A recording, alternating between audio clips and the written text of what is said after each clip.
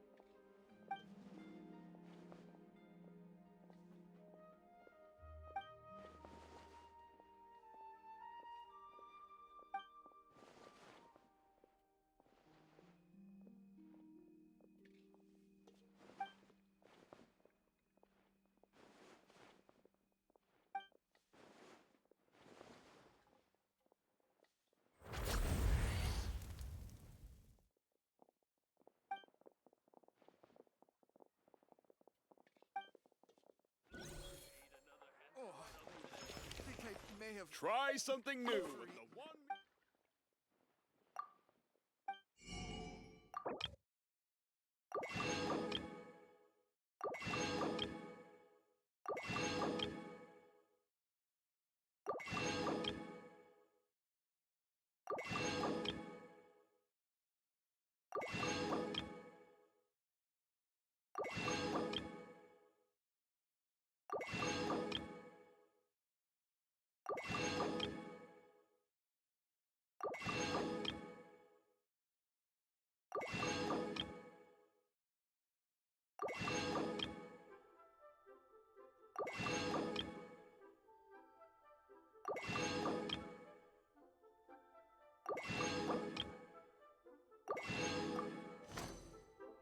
Wow.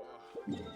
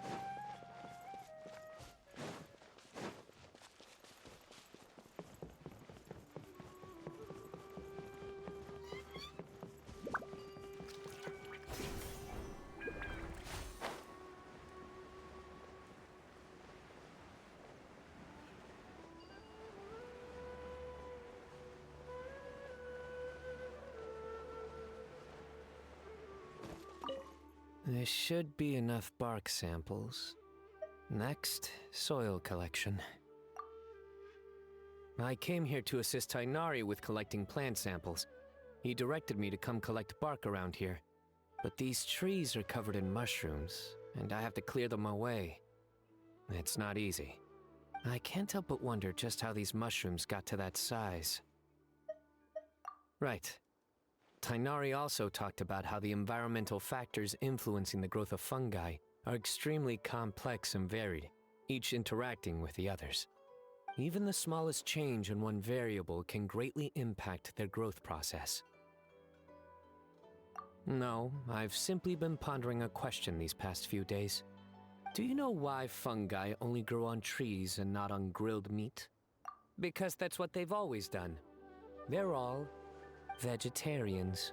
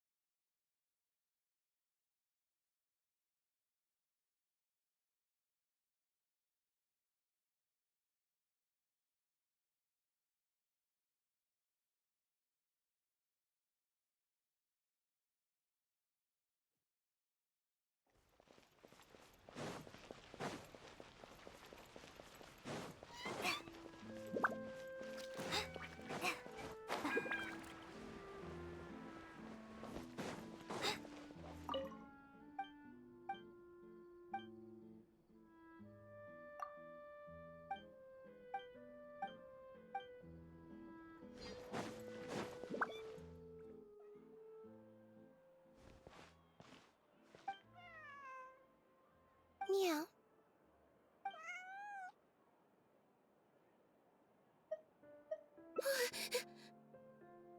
Oh, it's you. 1 second. Now activating chat mode. You made me jump there. I thought they'd finally caught me. Well, my heart rate did. Jumped up a little, I mean. Objectively speaking, the trouble was entirely of my own making. Half an hour ago, I was at Hotel de Boer for a drinks reception. It was to celebrate the successful opening of a show, but it was draining my energy. So, I waited for the right moment, then snuck away so I could switch to standby mode. Probably because I'm playing the lead role in the show? Is that so surprising? I'm always getting invitations to do solo performances. I just usually get Linny to write back and turn them down. But then came the Fontanalia Film Festival. We took all the kids from the House of the Hearth out to see a film, and after it finished, they all started clamoring for me to try out acting for some reason. Even Linny was chanting along with them. Anyway, it just so happened that a director called Mary had sent me an invitation right around then. I'll spare you the details, but basically, I ended up accepting it. Yep, you nailed it. I'm playing the role of a puppet. In fact, the show's called The Lost Puppet, and it's a masked mime show.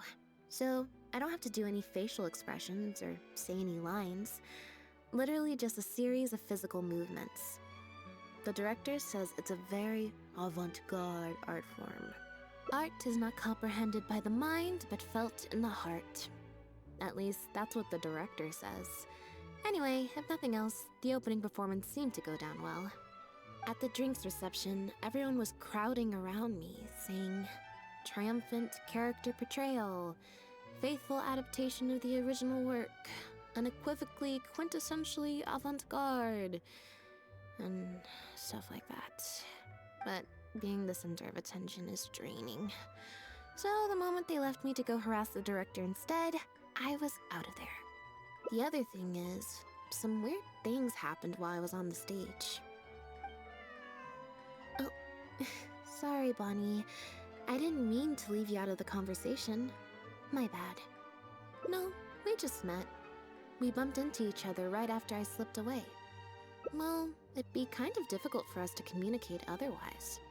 Besides, I think she's taken a liking to the name. Haven't you, Bonnie? Yeah, that's right. Good kitty. We'll go find your owner soon, I promise. Nope. She's wearing a collar, and for the most part, she's pretty well groomed. If she is a stray, she hasn't been for long. Her stomach's been growling a lot. I guess she must have been missing for a few days now.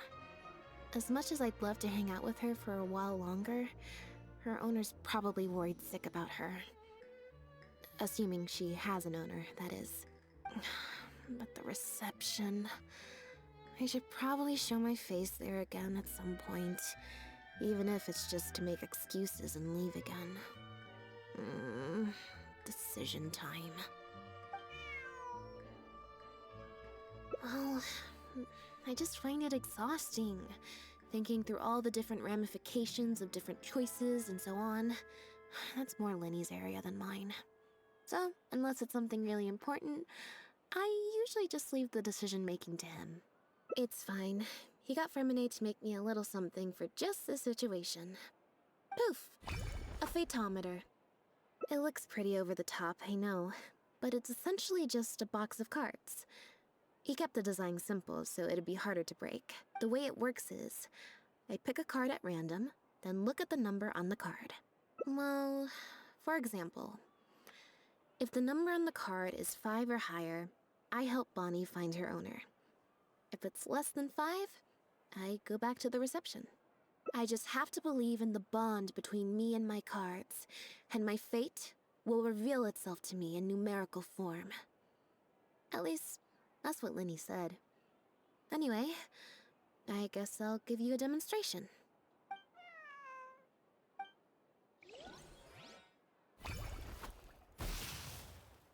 Huh, I didn't like that.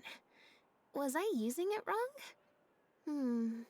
Maybe if I just...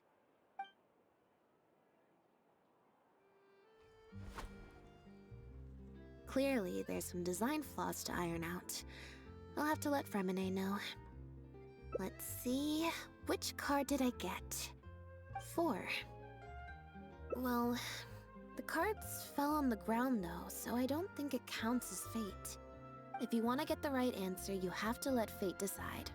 Also something Lenny said. So, to put it another way, if picking a card up off the ground is how to not leave it to fate, then that means it must be the wrong answer.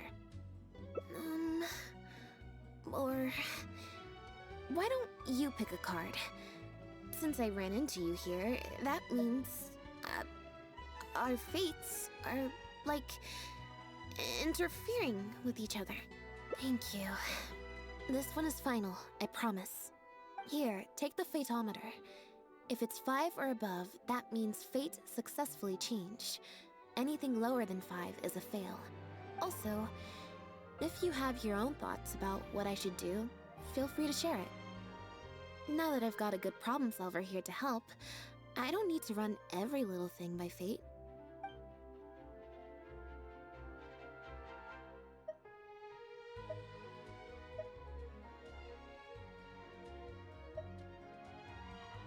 Alright.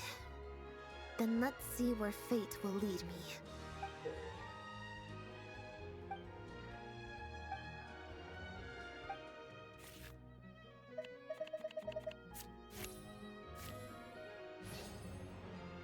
So, we're looking for Bonnie's owner?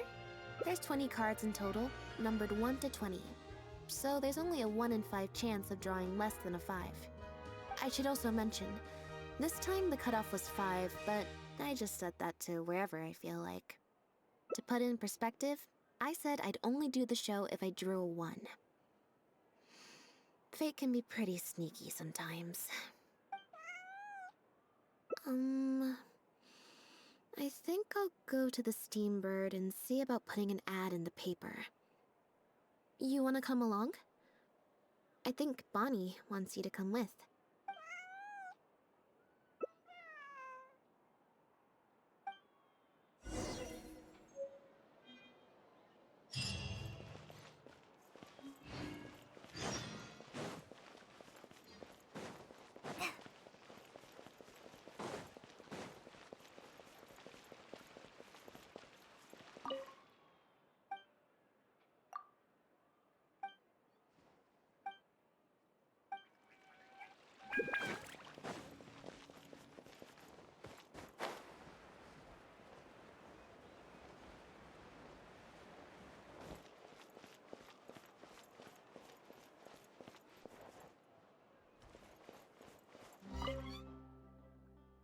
Every stupendous day starts with a steambird.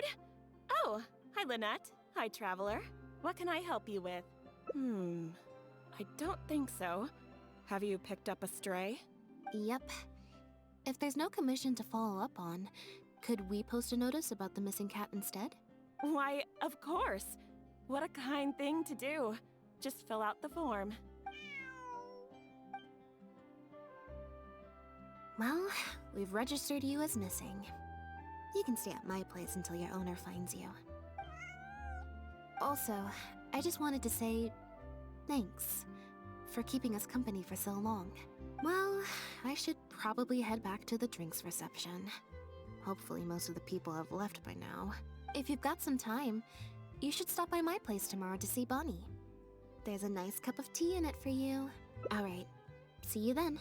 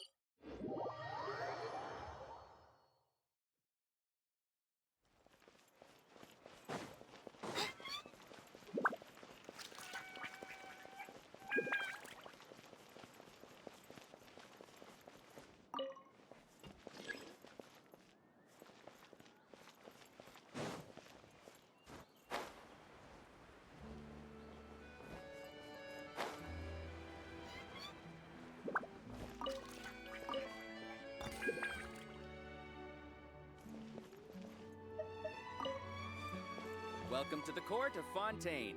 Please watch your step. Welcome to the court of Fontaine.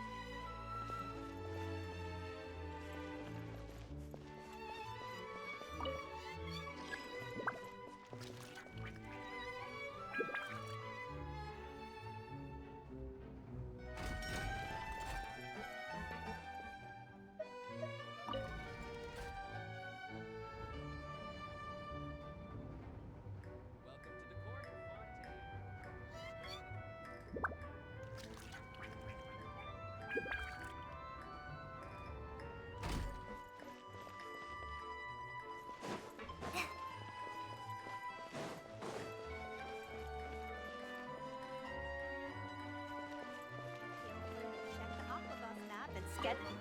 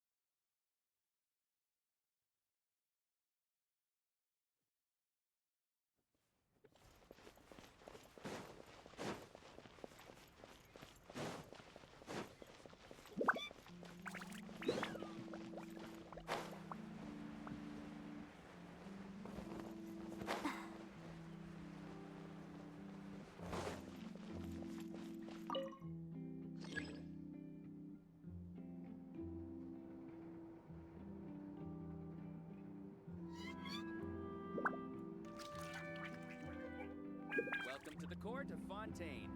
Please, watch your step.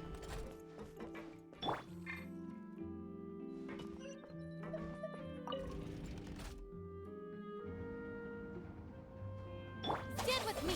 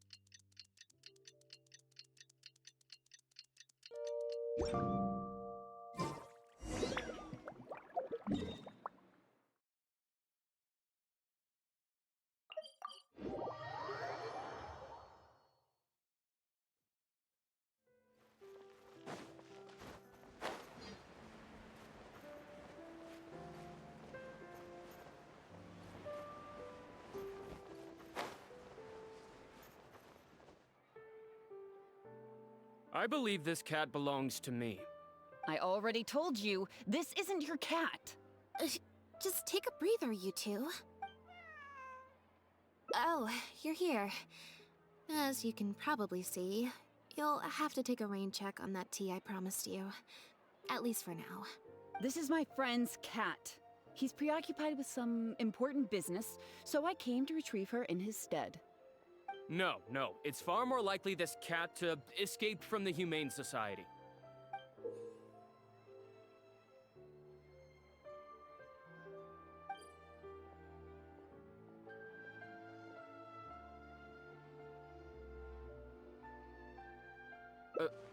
Bonnie? That's the name I've given her in the meantime.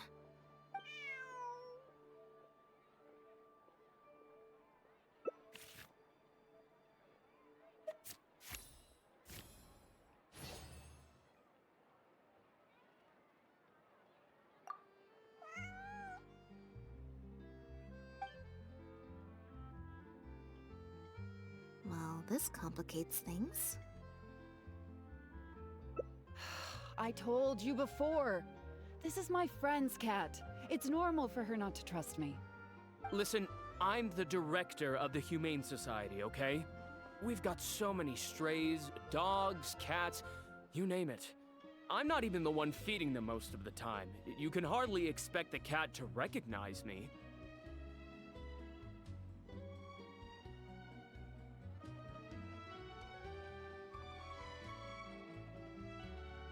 She just looked somewhat familiar, so I came to check, just in case. If she turns out to be one of ours, I'll take her back. Simple as that. Even if that's not the case, the Humane Society could... we're an organization that specializes in rescuing and sheltering stray animals. We've been in business for several decades now. I'm Bernard, the current director. The Humane Society. Huh. The name sounds familiar. I remember hearing good things. You're the one in the Quartier Lyonnais? Yes, that's the one. Anyway, if it's not too much trouble, could I possibly take a closer look at the cat? If it turns out I really am mistaken, I suppose that means the cat belongs to this lady here. She would be the only remaining option after all. It belongs to my friend. Go on, Bonnie.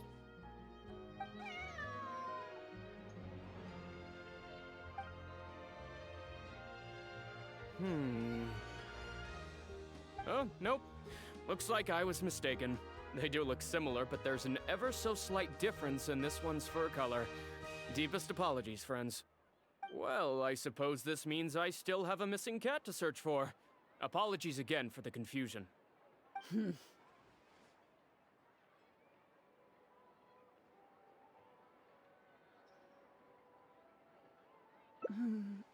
Oh, yes, exactly.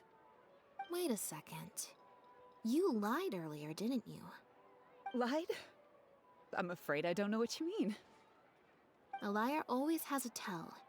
The look in their eyes, their breathing pattern, the way they hold themselves. The things that can give you away are often more numerous than you would think. What are you talking about? The way I see it, you're conflating baseless conjecture with fact.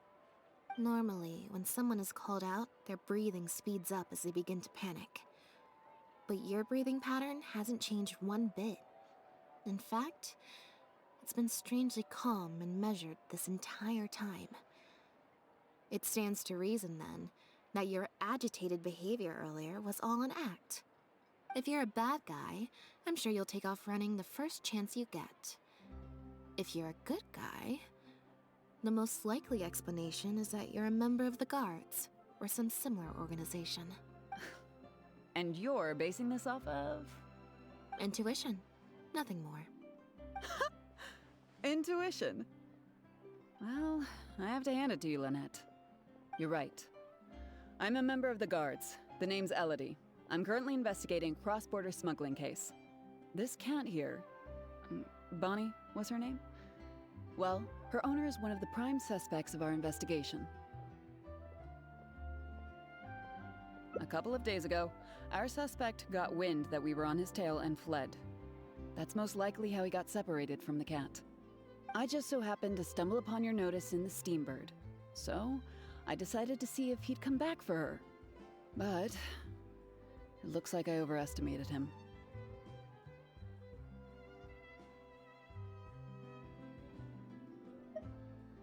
The impact of this case has been huge. The Marechaussee Phantom, the Guards, and the Special Patrol have all launched investigations. If there was even the slightest chance that he would show himself, I had to follow up on the lead. A new kind of illegal drug, imitation synth. We confiscated all the synth on the market, but addiction isn't something that goes away overnight. Even without substances on the market, people are still looking for a way to get their next fix. And criminals are all too eager to capitalize on that addiction. That was the impetus for imitation synth. Needless to say, a small-scale market opened up very quickly. After the original synth debacle, we put several measures into place to prevent similar incidents from occurring. The perpetrators got smart, though, and shifted their sales overseas before those measures could kick in. That's when the imitation synth smuggling began. We only recently got word of the presence of imitation synth overseas. We managed to track down evidence of some early transactions. What we were able to find out, however, hasn't proven that useful given the amount of time that has passed. The Marechaussee Phantom launched an investigation to track down every person in Fontaine capable of producing a drug like that. That's how we learned about Bonnie's owner. He's a researcher at the Fontaine Research Institute. His name is Pierre. Pierre Lafayette, to be exact. Lefebvre.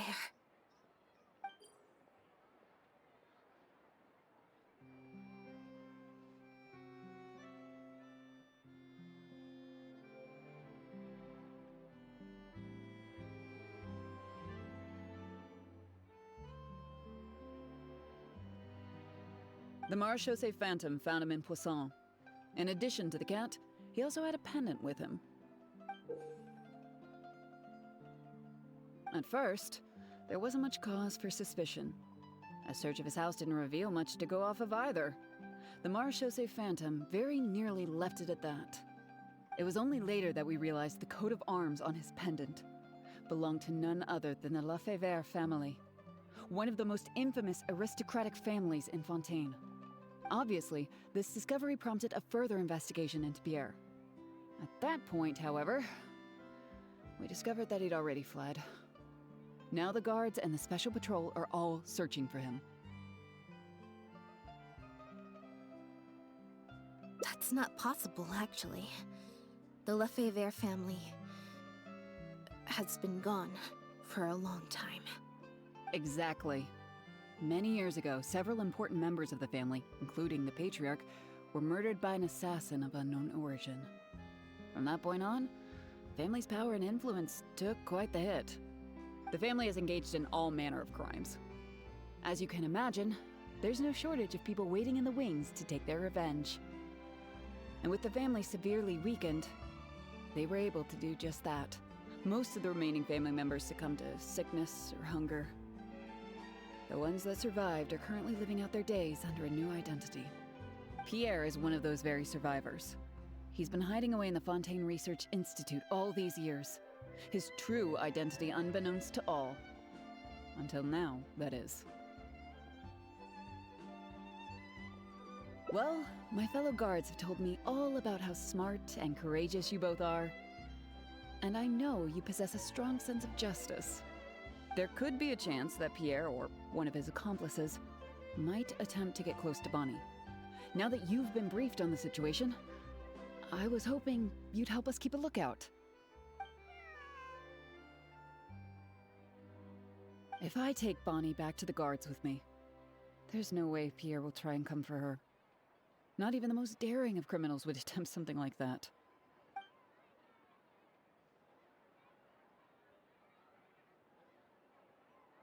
I have to admit, I'm not holding out too much hope that Pierre will come back for her. But if there's even the slightest chance, then it's worth a shot. Well, I've got some other leads to follow up on. If Pierre does appear, please contact me right away.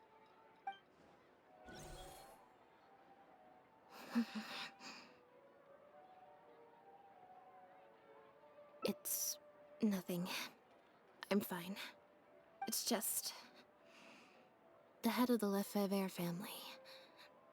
He was the eminent person who kidnapped me all those years ago. It was at a dinner party. Someone tricked me into boarding the Lefebvre family carriage. Whoever it was, they took me back to their home. But before anything worse could happen, Father intervened. Yep. Father was the one who orchestrated the fall of the Lefebvre family. That's what led Lenny and I to join the House of the Hearth. After all these years. I never thought I'd hear the Lefebvre name again.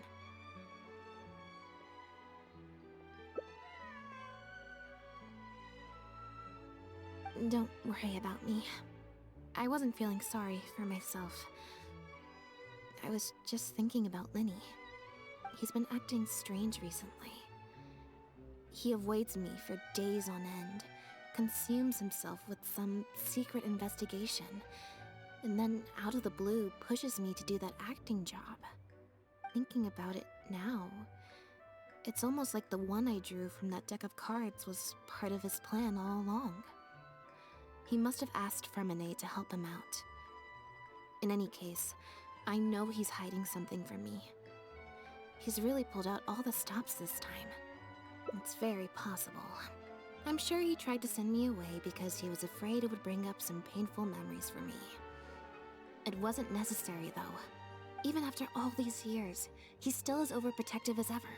You'll have to help me teach him a lesson if we run into him along the way. Yep. I want to head to the Fontaine Research Institute to learn more information about Pierre.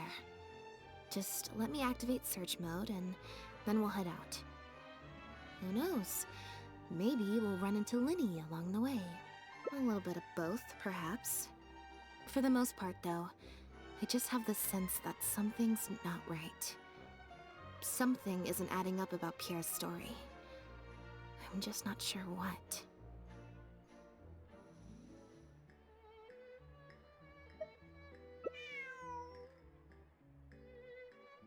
Okay, I'll write a letter explaining everything to the crew. Once that's done, we can head out.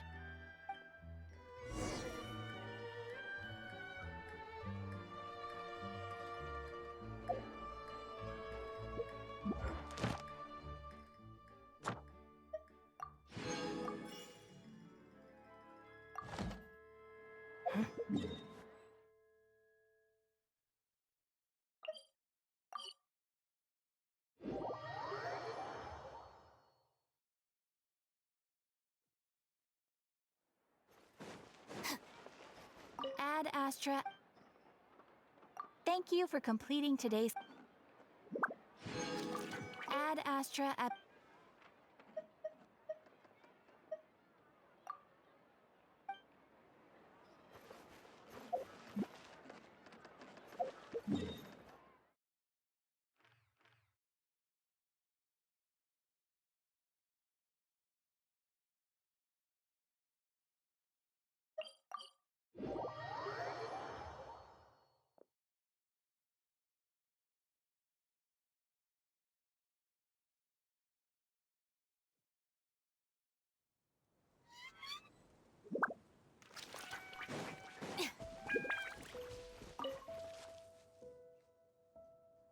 What? You're, not at rehearsal? You can drop the act, brother. In fact, I don't think either of us will have a need for acting anytime soon. You should know better than to try and keep something from me. You've never been able to do that, even when we were kids. And that's why I tried to distract you with the masked mime show. But I guess you're just too good. Care to introduce us to your new assistant? This is Officer Shovras, captain of the Special Security and Surveillance Patrol. You may have met her already. Nice to see you. I should clarify something. Mr. Linney's here at my invitation, not the other way around. To borrow your expression, Miss Lynette, I suppose that would make him my assistant more than anything. We've brought on Mr. Linney as a consultant in the past. He was instrumental in helping us crack a case involving a perpetrator who used magic tricks to commit crimes. I was hoping he'd be able to provide some valuable insight this time around as well.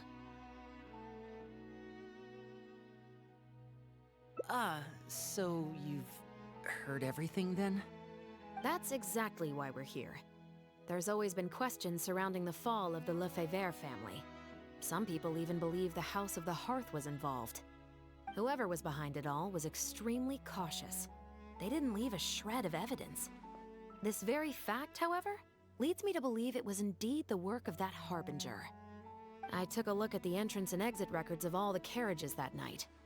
Let's just say it wasn't hard to deduce that there's ill will between you two. Don't worry, I don't have any evidence to that effect, and I certainly don't plan on going to bat for such a despicable family. Plus, you were victims back then more than anything. I sought Mr. Linney's help with the smuggling case. Nothing more. The way I look at it, it's a collaboration between us as people, not the organizations we represent. Besides, by working together, we can expose the truth as quickly as possible. You can hardly say that's at odds with the justice my organization strives for. Not at all.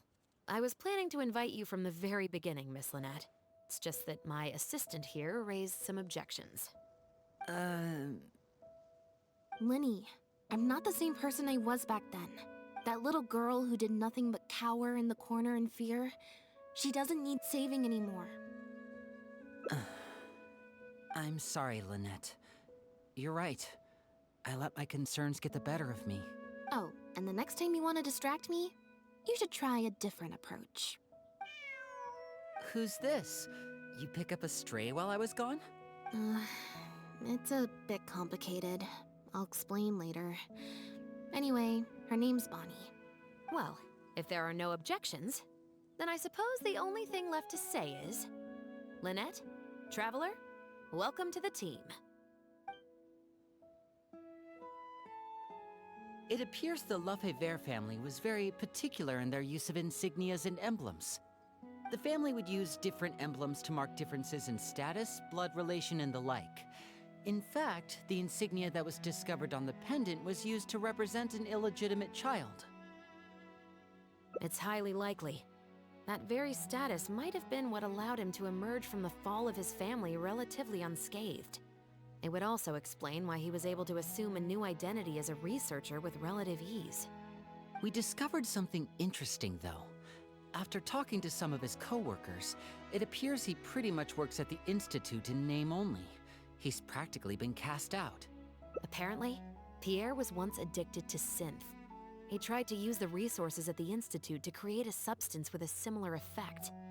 He claimed it was just for research purposes, but the Institute revoked his access to the relevant materials regardless. He was placed on disciplinary leave, pending a thorough investigation of his actions. But it seems the Institute ran into some trouble along the way. Could have been a lack of personnel or a timing issue. In any case, they had to table their formal investigation into Pierre. Unfortunately, that also included reporting any relevant information to the higher authorities.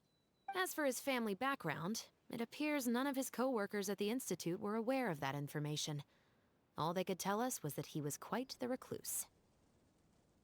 Other than the pendant, we didn't find anything else of note at his residence in Poisson.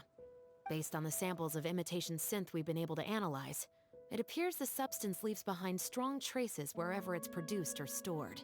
Those traces might not be obvious to the casual observer, but they're not something our guard poodles would miss. Pierre's home, though, came up completely clean. We didn't find any records indicating possible involvement in overseas transactions either. So, the Marechaussee Phantom didn't view him as a major suspect at first. Maybe he had a separate, dedicated area where he made the imitation synth. Well, his neighbors did say he was often gone for long stretches of time. You would think with him out and about so much, people would have spotted him around Poisson, but residents said they barely ever saw him in town. If his reclusive nature was just a matter of keeping a low profile, I guess it would make sense for him to have a secret base to carry out his business. After he disappeared, the guards conducted a thorough search of Poisson, but they didn't come across any suspicious locations. Poisson. You know Hotel de Boer, where I first found Bonnie? To get there from Poisson, you have to cross a stretch of ocean. It's not somewhere a cat could just wander off on its own. A cat? You mean... Bonnie is Pierre's cat. Oh, that's right! When the Marechaussee Phantom first tracked him down, I remember there being something about a cat in their report. So this is her? From what we've learned about Pierre's habits, he doesn't seem like the type to venture out without a purpose. So what you're saying, Lynette, is that Bonnie couldn't have gone missing in Poisson. If that's true, then... Exactly. Bonnie might even know where it is. Wait, you think the cat can lead us there? But she's not trained like one of our guard poodles. How is she supposed to understand what we want her to do?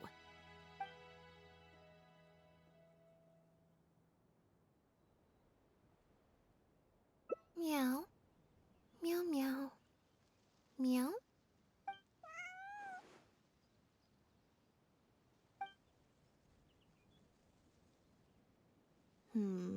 Near the coast, the beach, and beneath the cliffs.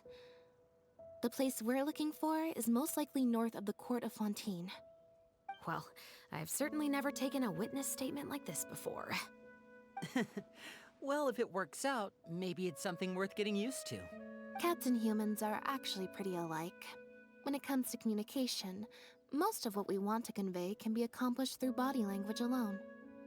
But humans tend to rely too much on speech to ever take advantage of that fact.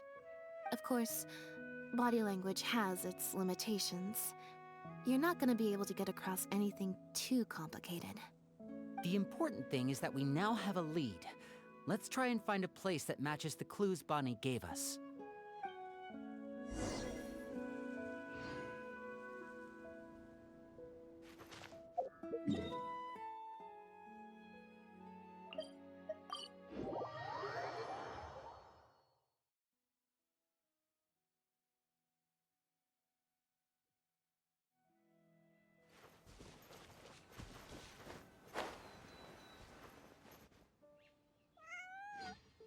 Seems like Bonnie is trying to take us somewhere.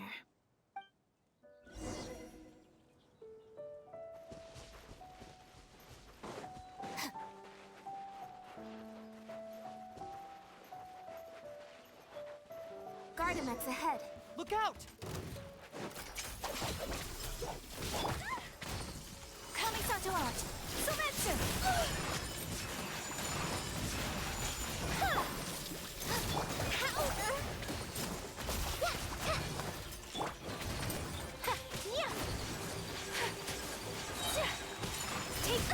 So rude! Our bond is strong! Embrace the ice! Boba, get them!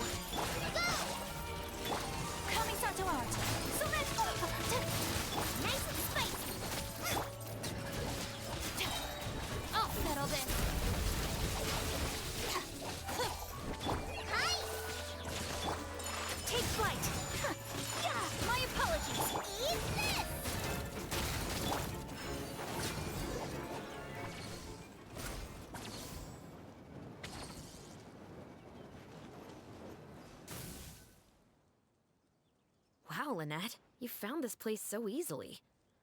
If I thought there was any chance you'd say yes, I'd recruit you into the Special Patrol here and now. No questions asked. Sounds familiar. I pretty much receive letters daily from people trying to poach her from me. Let's just focus on our search. There's a lot to investigate.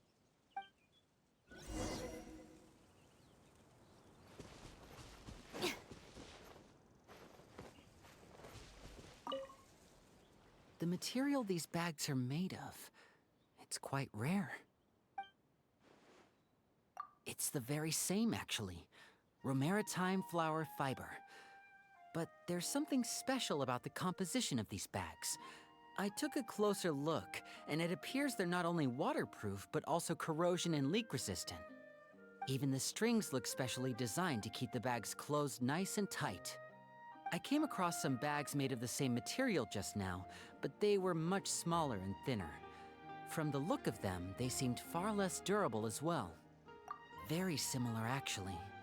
Normally, it would be easy for a guard poodle to sniff out the imitation synth, but if it was sealed away in a bag like that, it might be possible to elude detection for some time. But what could these big bags be for then? If the goal is to keep the imitation synth hidden and sealed away, these bags seem a bit too conspicuous.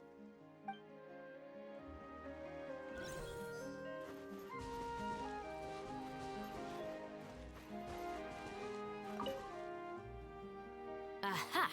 Just as we thought. This is where the imitation synth was being made.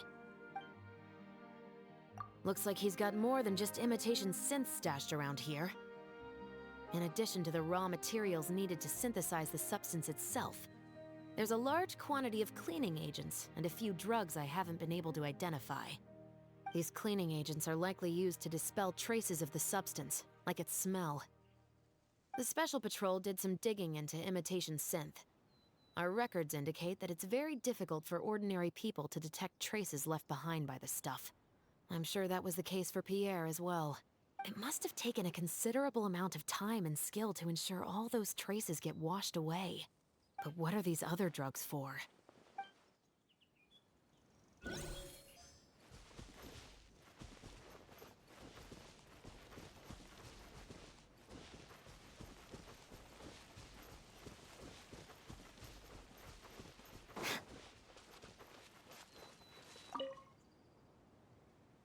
When the Marechaussee Phantom searched Pierre's house, there was no sign of these barrels, right? You're right.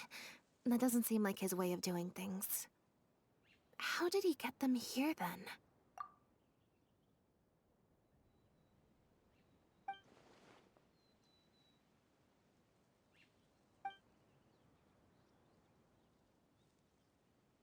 Only the lower halves of the barrels appear to have been submerged in water.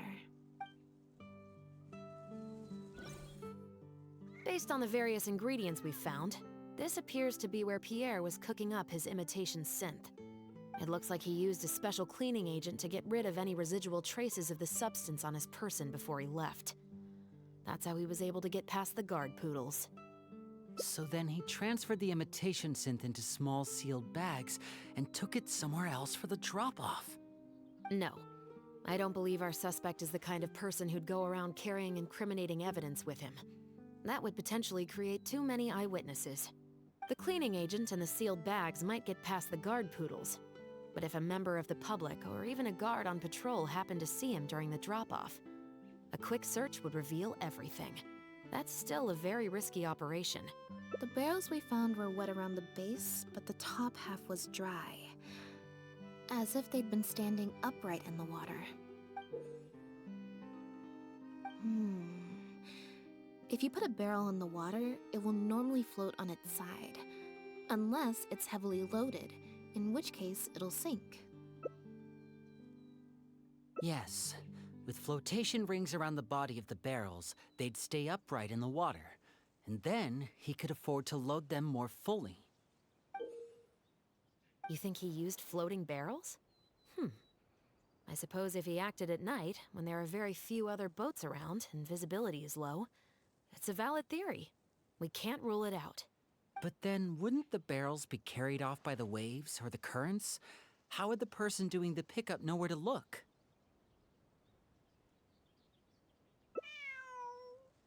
Traveler, can you come take a dip in the sea with me? I have a feeling that somewhere down there, we might find some rope. If a rope can be used to keep a pet from running away, then why not a barrel?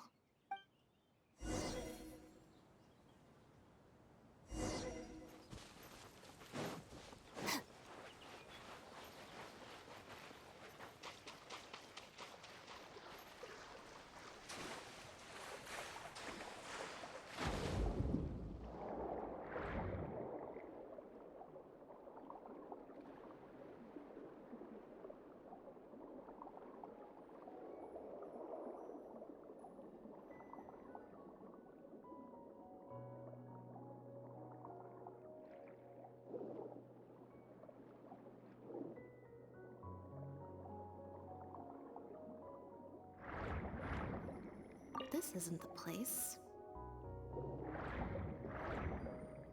The wreckage of a small boat? This isn't the place.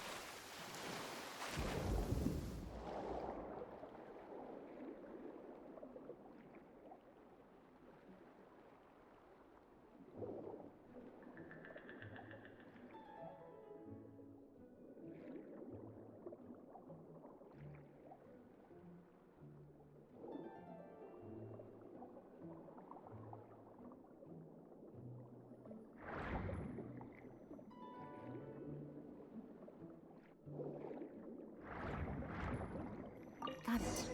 Time to go up and report.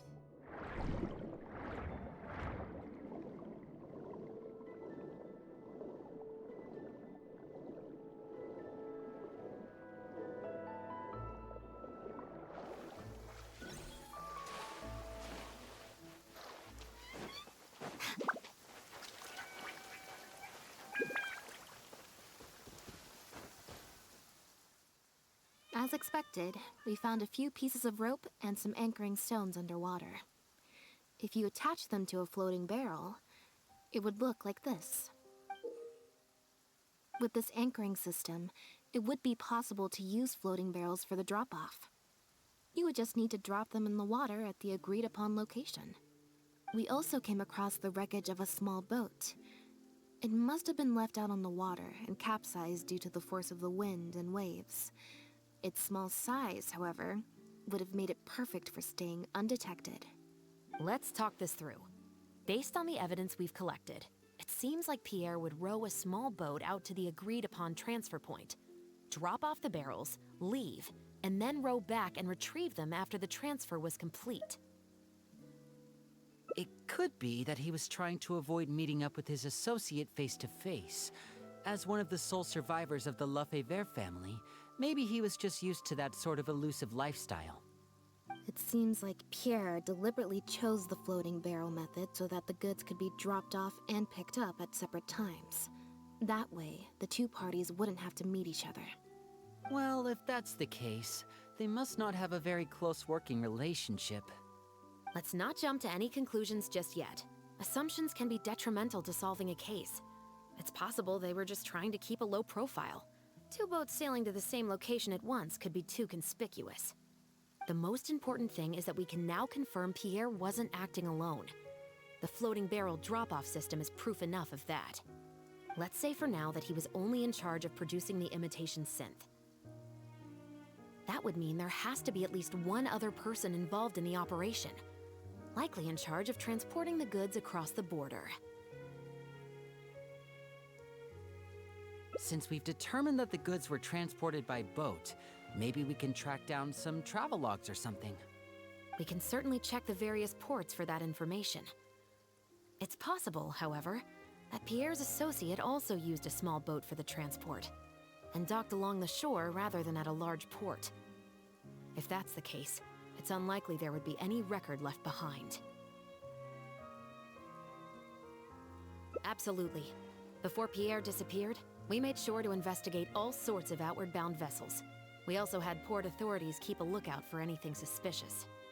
Unfortunately, we were never able to find out how they managed to get the imitation synth across the border. You're right. Whatever vessel was used for the pickup, the person responsible for smuggling the substance out of Fontaine would have had to use a larger vessel for the actual transport.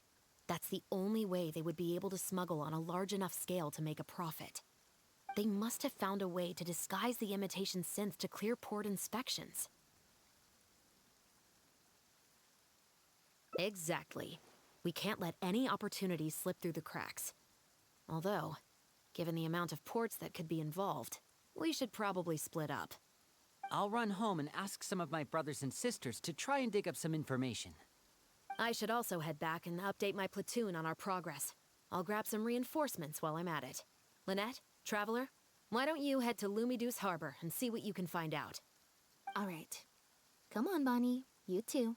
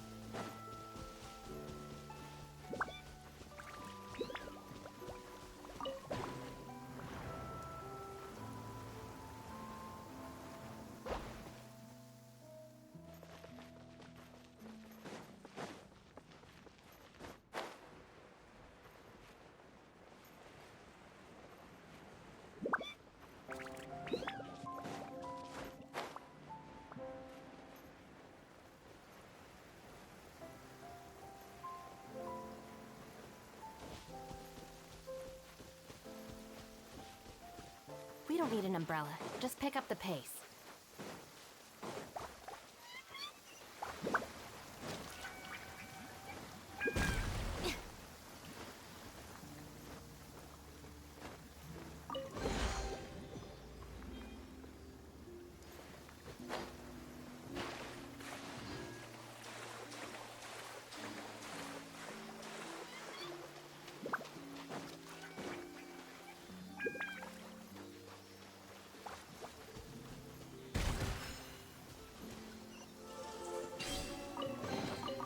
All right, this'll do.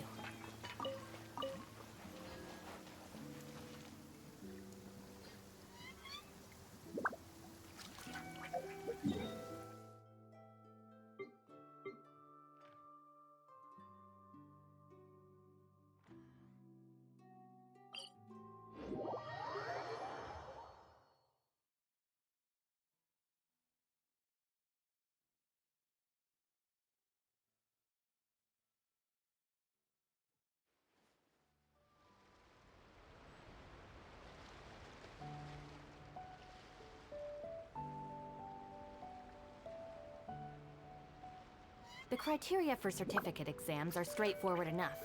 What it really comes down to is whether you are willing to put in the time. If you study and practice, then it's really not all that difficult. Oh, Lynette, Traveler. And Bonnie, too. What brings you all here? Did something happen?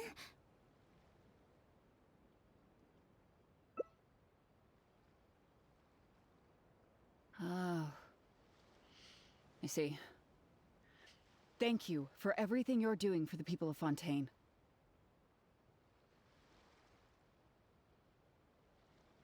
I'm in charge of guarding the port.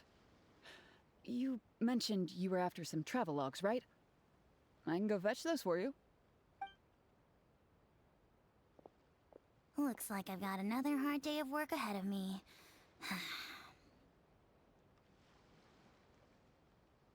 No, not usually. It's this incident that happened recently. Before that, everything was normal. All we had to do was confiscate anything suspicious and we could call it a day. Pretty simple stuff. But things are much more complicated now. We somehow let suspicious cargo pass through the port undetected. Not even our guard poodles were able to sniff it out.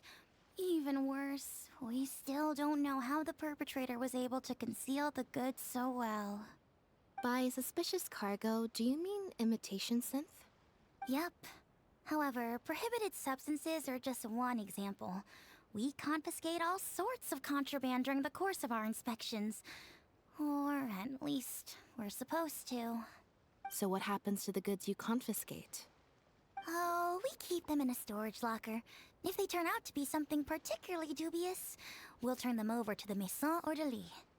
If the goods are only slightly suspicious but could otherwise be harmless, like raw materials that could potentially be used to create contraband, we return them to the ship they were confiscated from, instead of letting them pass through the port. Sorry for the wait. These are the travelogues for all the recent activity at the port. Oh, you brought Gerard with you. Actually, he followed me here himself. It's like he smells something on me. Huh. I wonder why Gerard is reacting to you two so strongly. Huh? We were so careful not to touch it, but we still ended up with traces on us.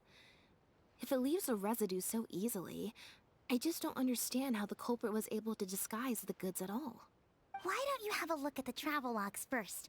All ships coming in and out of the port are recorded here, except for the ones the port authorities ride to and from work.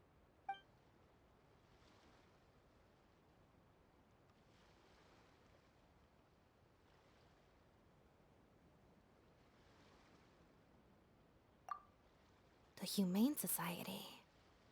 Their name is all over the exit logs.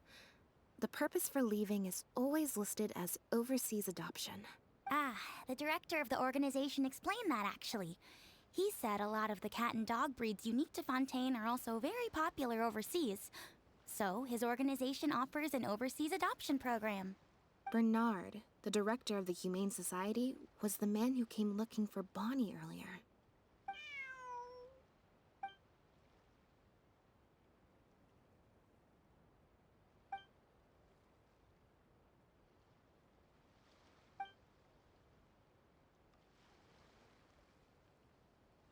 Have you figured it out too, Traveler? The way the criminal disguised the goods? When Bernard asked to take a closer look at Bonnie, he was actually checking whether there was any imitation synth in her stomach. Wait, what? The sealed bags we found at the secret base. They were specially made to be corrosion resistant. There were gaps around the lids of the barrels, and airbags were used to keep them upright in the water. Those drug shovers found at the secret base. She most likely didn't recognize them because they're not used on human beings. It's an anesthetic used on pets. The Pierre must have made the animals swallow the sealed bags full of imitation synth at his secret base. Then he stuffed them into floating barrels and left the rest to Bernard. The sealed bags combined with an animal's body odor would certainly be enough to mask the scent of imitation synth. During our inspections, we would have never thought to inspect the bellies of those animals for anything suspicious. Even if we tried to feel around for something, I'm sure it would be difficult to detect. Exactly. I bet Bernard even transported animals with synth in their stomach alongside ones without. That way, it would be even harder to say with certainty that something was amiss. She's probably in the clear. Otherwise, Bernard would have never left without her. I'm guessing he didn't know whether Pierre had already hidden the next batch of imitation synth before he fled. Just imagine. He sees the notice we put in the Steambird, and it turns out that one of the very cats he gave to Pierre for the smuggling operation is out in the open, roaming the streets of Fontaine. If Pierre had already hidden the next batch of imitation synth, then Bonnie would practically be living proof of their crimes. He would have had no choice but to go after her. So, that's why he came to find you and insisted on taking a closer look at the cat. Wait a second, I'm a little lost here. I get the part about hiding the substance in the pets, but those, what did you call them again? Floating barrels? Why even put the animals in there in the first place? If you've got something as convenient as a floating barrel, why not just stuff it with the imitation synth directly? Why not wait to hide the stuff until after the exchange has been made? In order to make sure the animals could swallow the sealed bags, they made them extremely thin. Had they not done that, the animals would have likely bitten or chewed through them. That step would have required a lot of energy, as well as a certain amount of technical expertise. So, it was better left to the more experienced Pierre. We've already proven how easy it is to pick up trace amounts of imitation synth, so I'm sure Bernard was taking all the precautions he could to avoid the same fate. Okay. Then, let's head to the Humane Society right away and bring that guy to justice. I'll bring a Gardamek to speed up the process.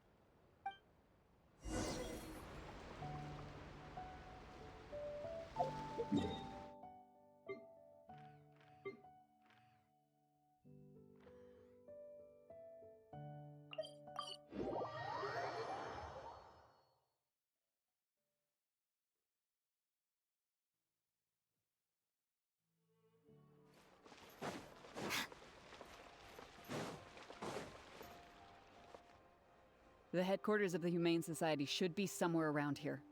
Bernard could show up any moment now. Ah, you're the people from earlier. Wait, you're from the guards? After him! We can't let him get away!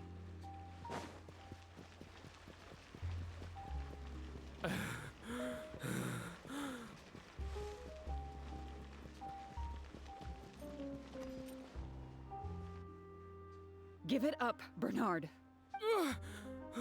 Mercy. Have mercy. I'll talk. I'll tell you everything I know. The Humane Society has done so much good over the years, and yet you have committed such an atrocious deed in its name. Look, I didn't have a choice, okay? My father cared about those blasted animals so much, he didn't bother to take care of his human wife and son at all. While those animals were showered with love, I lived worse than a dog. No one asked. Tell me, how did you first get to know Pierre? Well, after I took over the Humane Society, it gradually became harder and harder to maintain its operations. Until one day, someone suddenly passed me a letter. It said that I could stand to get a large sum of money as long as I helped them to transport some animals abroad. It was only after a few such transports that I finally understood what I was really transporting. But then, Pierre wrote to me, saying that we were already partners in crime and that I better keep cooperating with him if I didn't want to be reported to the guards. I would order wooden barrels and flotation devices according to his instructions, and then load the sleeping animals onto a boat. Once I sailed to the location he provided, I would dump everything together into the sea. And a few days after that, I'd come by again in my boat and pick up the animals sleeping in the barrels. Once I had received enough of them, I'd bring them to the harbor to be adopted abroad. That guy, Pierre, he was running the entire show. He set up all the meeting times and found all the foreign adopters. Oh, and he even supplied all of the goods, too. I just did the transport. He was the one who planned out and executed everything else. Look, I don't know, okay? I've never ever met him in person. We've only ever communicated through letters. And when did he send his final letter to you? Just last night, he said that the Marechaussee Phantom is now after him, so he's planning to go into hiding for some time. He didn't mention where he's thinking about going, though, but he did tell me to look out for the guards. It's been a few days since Pierre's last appearance. I'd wager that he sent that letter after he found his hiding spot. I burned them. It was on his orders. I had to burn every letter after reading them. I wasn't even allowed to share them with the rest of the Society employees. Sure sounds like you're trying to use the lack of witnesses or evidence to pin the blame on Pierre. No, I swear, this time I'm only telling you the truth. Well, we can check the truth of your statements at the Opera House. I hope you know what'll be coming for you if I were to find any discrepancy between the evidence and the testimony you just gave. I know, I swear I was just telling the truth. My thanks to you both. Had it not been for you, I really don't know what would have happened to this case. Bonnie helped, too. That's true. It was all thanks to her that Bernard was finally exposed.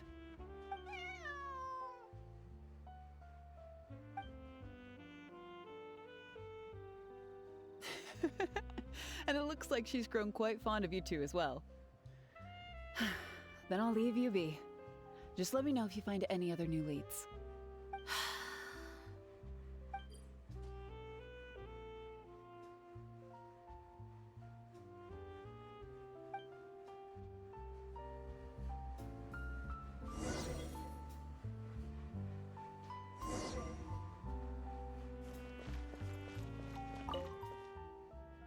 Now behave, and follow me to the interrogation room. Ow, that hurt. Ow!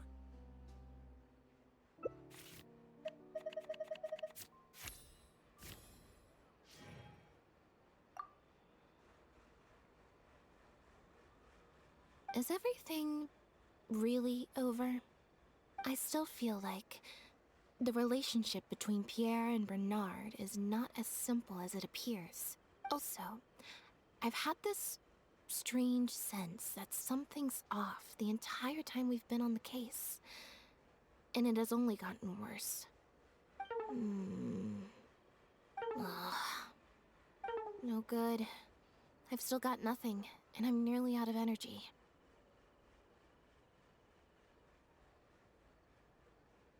Alright, I'll stop thinking about it, for now. At the very least, we've made it so that no more animals will suffer like those poor animals did. And that's what I hope. Let's go to the Humane Society and see if there are any animals left that might still need our help before my energy for today completely runs out.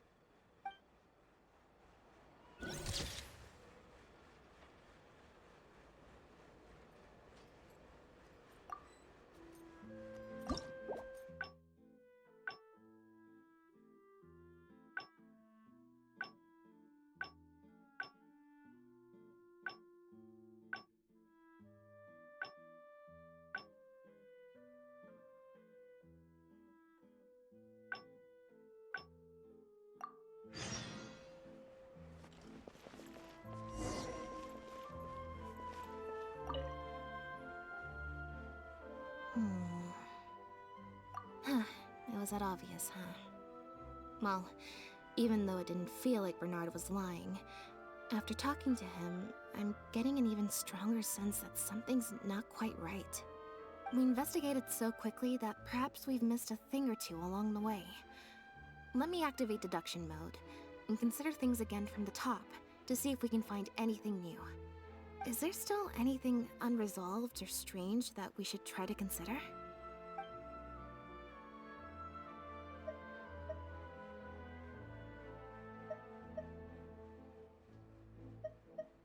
Well, we've discovered that Bernard is responsible for the trafficking, while Pierre deals with supplying the goods. Is there something else in this scheme that we're missing?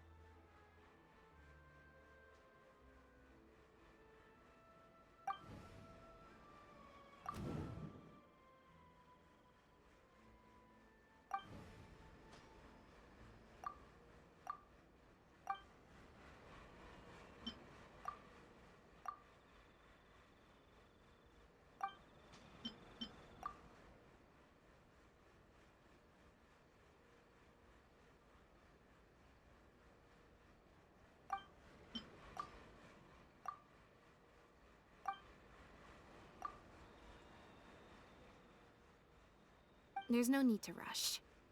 Let's see if we can find any other suspicious points about this case. The Marechaussee Phantom found Bonnie and the Lefebvre pendant at Pierre's residence. That was the beginning point of our investigation.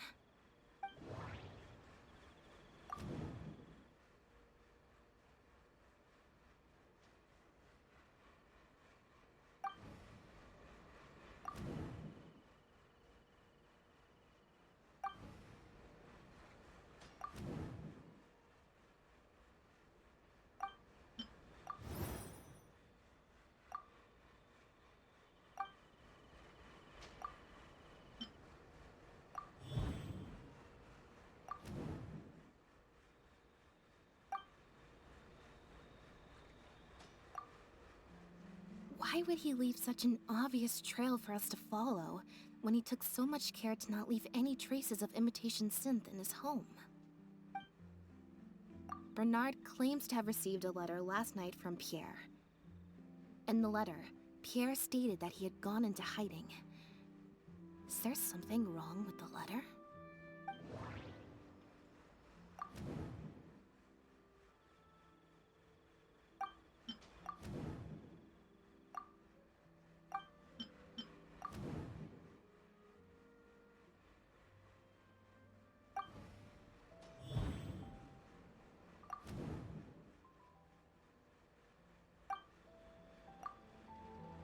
If Bonnie had imitation synth in her body, then she was a liability that had to be recovered at all costs. But if she wasn't carrying anything, then it would have made sense to tell Bernard not to worry. And thinking about it, Bernard only attracted our attention in the first place because he came to look for Bonnie. Could it be that the person who wrote the letter also knew nothing about Bonnie's whereabouts? Or they had a separate goal entirely?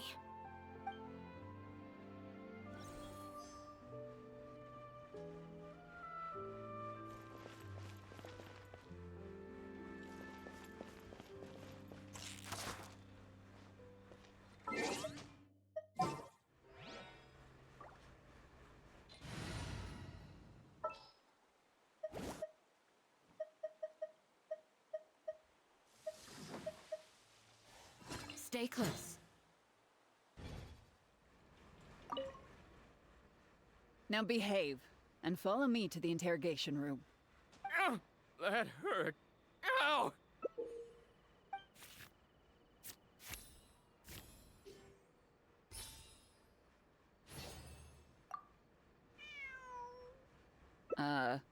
Is there something else you need from me, Traveler? Huh? I see. It all makes sense now. Hey, what are you talking about? Look, even our confessed criminal here has no idea what you're saying. Because he has been kept in the dark all along. And I assume it's the same with Pierre.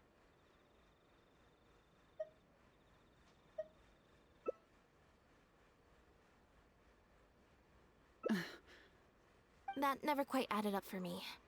Why did Pierre feel compelled to return to his home with Bonnie and the pendant, and make them so easy to find for the Marechaussee Phantom? Both of these things are in stark contrast to his usual meticulous and vigilant behavior. There's only one reasonable explanation. He was following orders, just like Bernard. He probably received the following instructions right before the Phantom came knocking on his door. Bring the cat and the pendant, and our undercover agent will be sure to help you. Unbeknownst to him, however, the third person who wrote that letter to him had long decided to sacrifice him and Bernard to save themselves.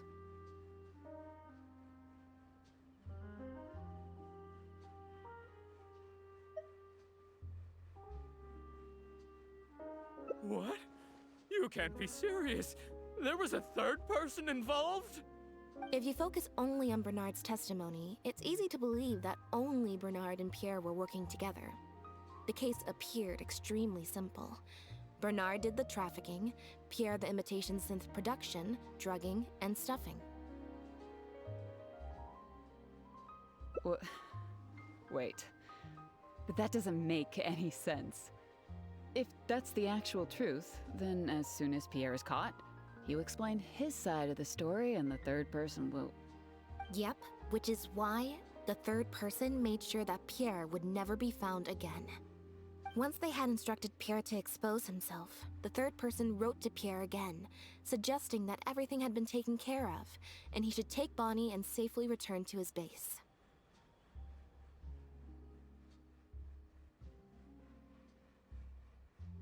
Of course, Pierre's disappearance at such a sensitive time immediately made him a prime suspect.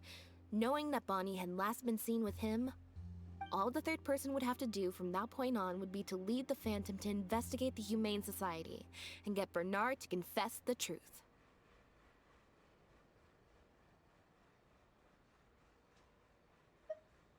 Wait, so you're saying that the letter I received yesterday, the one that made me think Pierre was still alive, it was also sent by the third person?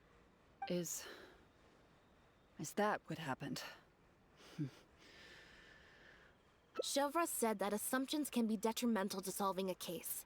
Someone among us, however, has been feeding us all kinds of preconceived notions ever since our first meeting. They suggested that Pierre's disappearance was an attempt to escape the judgment of the law, and that Pierre was a scion of the Lefebvre family. But if the disappearance is truly just a cover-up for a murder, then couldn't the true scion have been an illegitimate daughter, rather than an illegitimate son? Huh?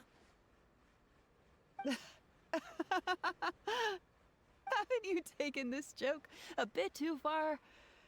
You're right. I did let a lot of assumptions get to my head when I first started to talk to you about the case. I'll make sure to correct my behavior.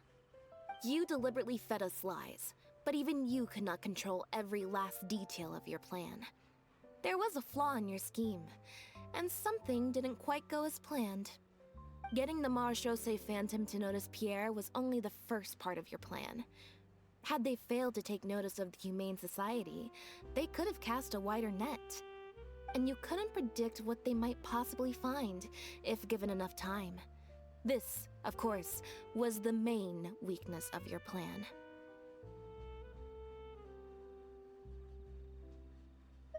As someone accustomed to acting from behind the scenes, you didn't want to take the risk of personally proposing a raid on the Humane Society.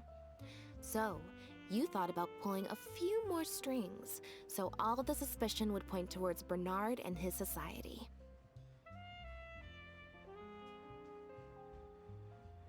Once the Phantom expanded their search, it would only be a matter of time before they found Pierre's base.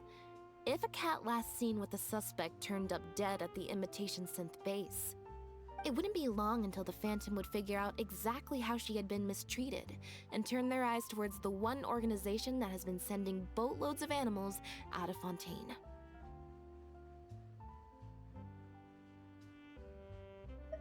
It was probably during your ambush of Pierre. You didn't even have the time to check if she had already been stuffed full of imitation synth.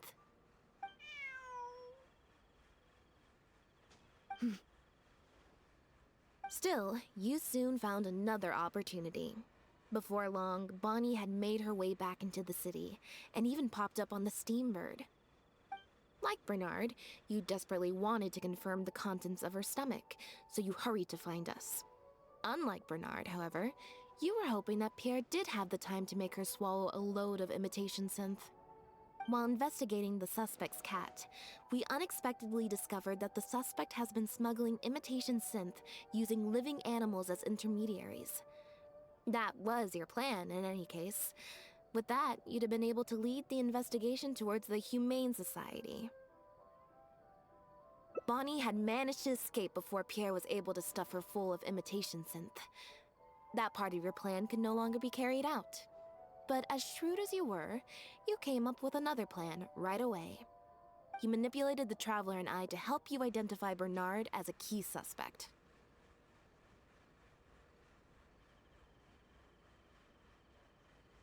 You used the Lefebvre name as bait to get us to join your investigation. With 2 extra bodies around, the Special Patrol is sure to soon take note of the strange event of Bernard somehow having a reason to look for Pierre's cat. So, what you're saying is, I went to all that trouble just for the chance that you might put forth the suggestion that would lead you down the wrong path. Of course, you did far more than that. Just now at Lumidu's Harbor, were you not the person who highlighted the suspicious activities of the Society? Ugh. You even highlighted the Society's activities during your compilation of the logs, so they'd be immediately visible to anyone examining the records.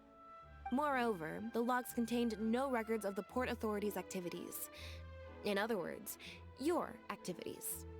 And what are you trying to suggest with that? I am insinuating that you had plenty of opportunities to transfer the raw materials for imitation synth from the harbor to a boat, and then sail over to the meeting place full of floating barrels. And that's how neither the trafficker nor the manufacturer knew there was a third person who supplied the raw materials, and surreptitiously operated between them.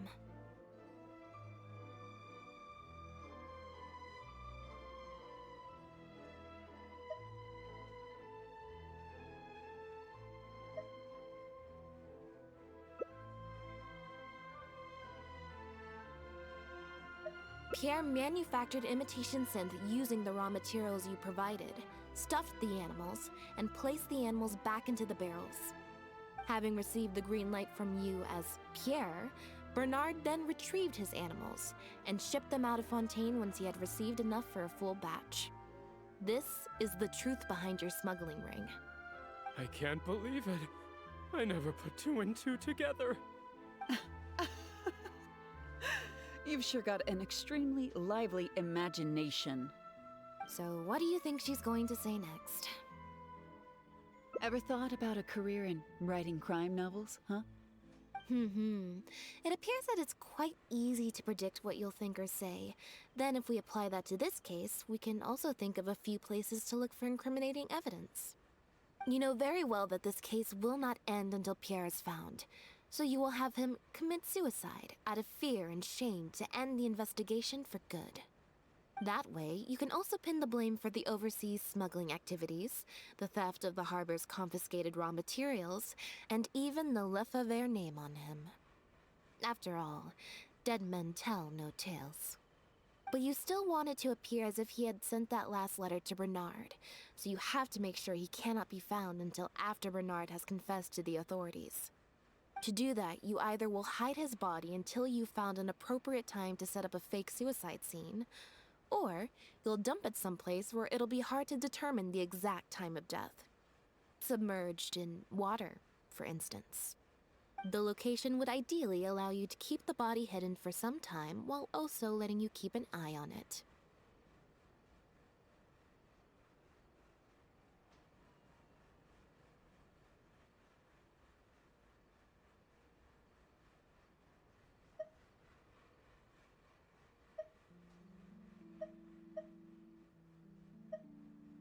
There are only so many options to hide a person's time of death, after all. As long as the Phantom investigates each of the possibilities in turn, they'll surely find Pierre's remains. Especially since, as the prime suspect who will now be taken into custody, you will no longer have the time to move him or set up a fake suicide scene to cover up the murder. How absurd. And on what grounds will you order my arrest? Don't think for a second that your spouts of nonsense will amount to any kind of real argument. After all, I'm... Elodie Lefebvre! As the captain of the Special Security and Surveillance Patrol, I hereby declare you as a suspect in the case. If you have any objections, you may raise them later during interrogation. That's right. We received a message from Lumiduce Harbor that you were going to investigate the Humane Society. We didn't expect to run into you at such a critical moment. While at the harbor, we noticed something else extremely interesting. Apparently, you often used all kinds of excuses to swap your shifts. And if one were to match the times of your shifts to the activities of the Humane Society and those of certain foreign ships, they'd find them to be an exact match. That's just a coincidence.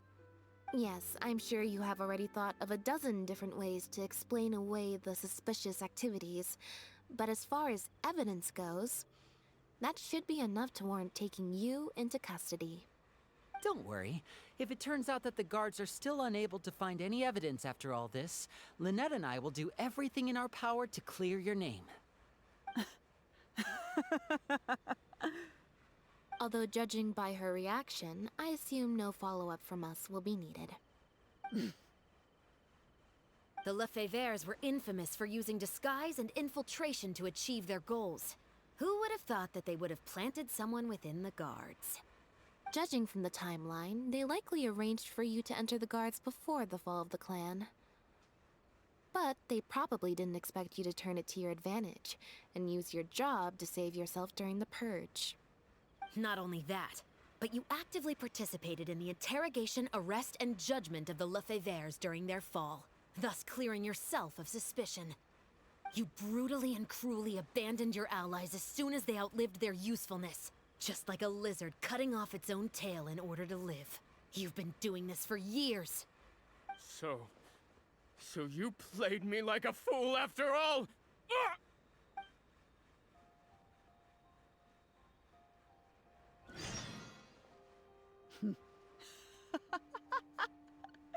What was that word you used? Ally? You think that someone as foolish as him is worthy to call himself my ally? They were worthless scum, all of them. Not just Bernard and Pierre, but those Lefebvres too. They always just saw me as a tool. I lost all my chances of a normal life just because I was born into their lot. Not only that, but because they wanted me to become an undercover agent, they stripped me of my name, too. I had to live in constant fear of them while they were alive. And even once they were gone, I had to continue to bury my heritage and my name. Always worrying that their enemies would come knocking at the door. Do you know anything about what I've been through over all these years? My life as the last Lefebvre?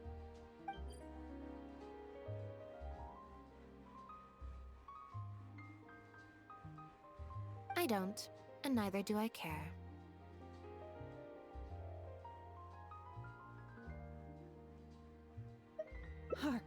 Are you for real?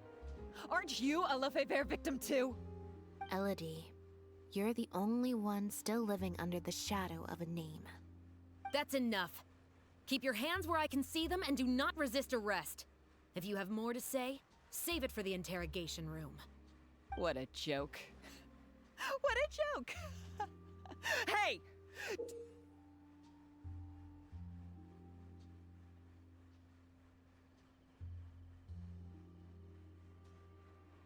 Don't come any closer. What's that?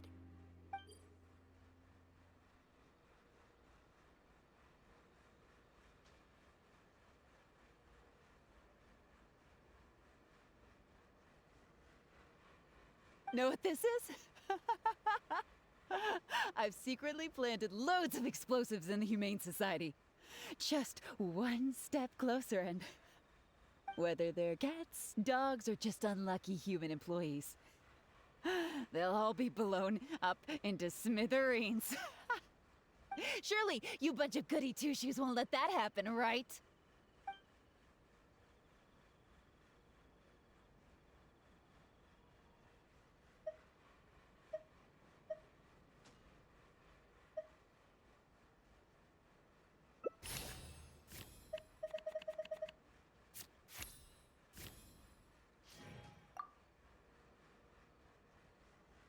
That's enough! I have nothing left to say to any of you! Gardamex, get him! Not good. She's trying to escape. We need to end this fight as soon as possible. Take flight! Dissipate!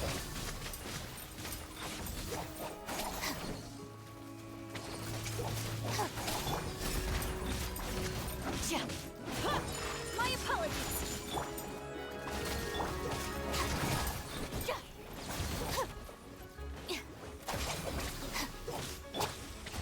Whirling snow!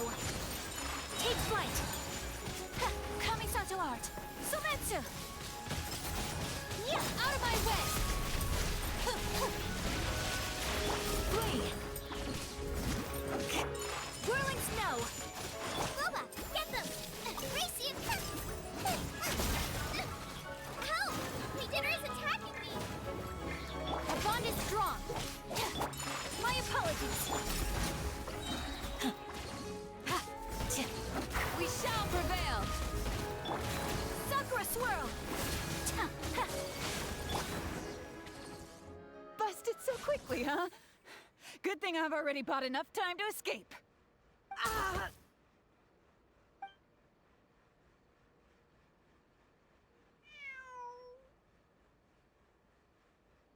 Phew. So I was right after all. It's easier to deal with the person causing the problem than the problem itself. This is it. Looks like it's just a toy.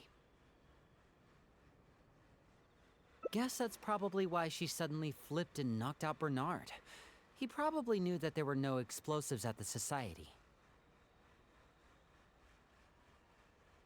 Well, given that she never even showed her face to Bernard and Pierre, I had my doubts that she'd have gone to the Society in person to plant explosives. Thank you for your help, everyone. I'll take them back for thorough questioning, and find someone better to take over the Humane Society. I might need a few statements from everybody. Would you be able to come with me? If statements are all you need, can Linny provide them on my behalf? I still need to go back and explain some things to the crew. I also had an appointment with the Traveler before we got interrupted.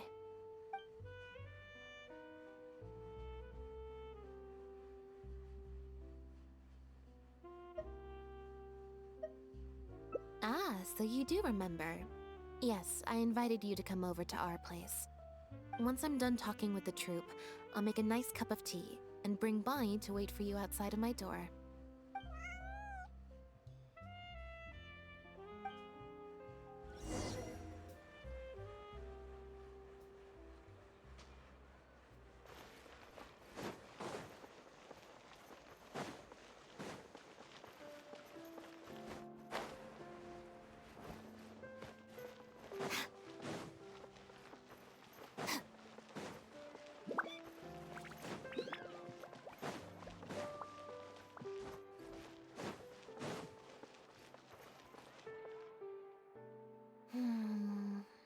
Black tea and a cute kitty. Truly the best combo for standby mode. Want some? Mm-hmm. I hope you'll like it. Not at all. Information is indeed very important, but if you were to try to collect every piece of information you come across, your efficiency would actually decrease. Plus, if you just think about it, what sounds more fun? Writing a statement or enjoying a tea party?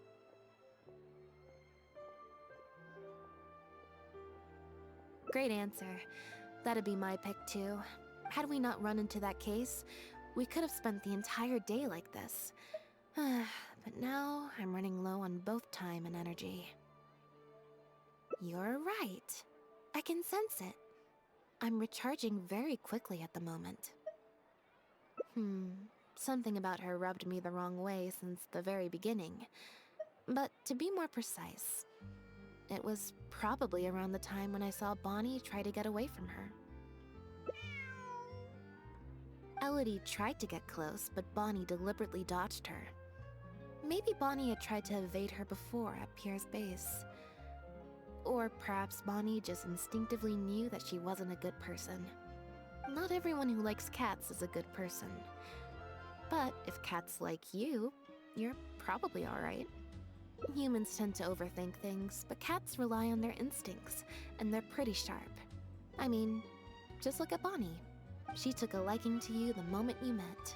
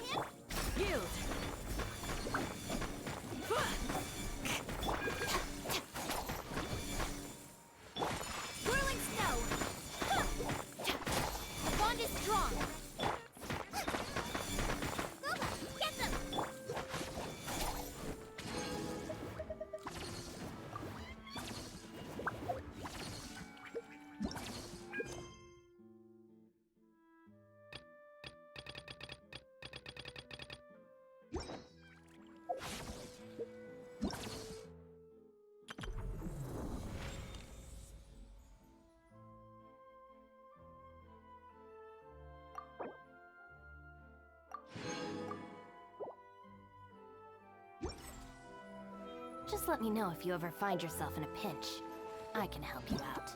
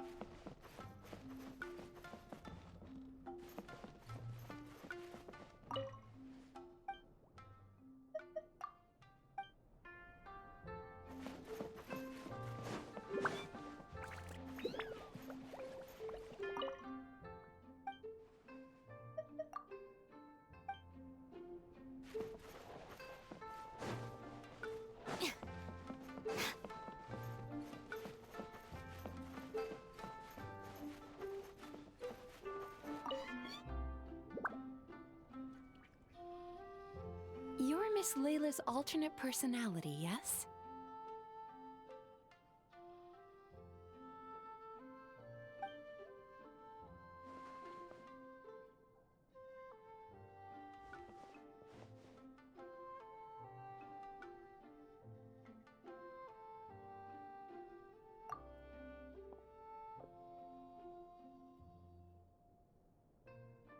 Your personality is the opposite of Miss Layla's.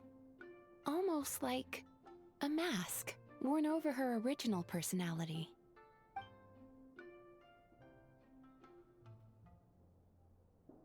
How many more masks like you are there?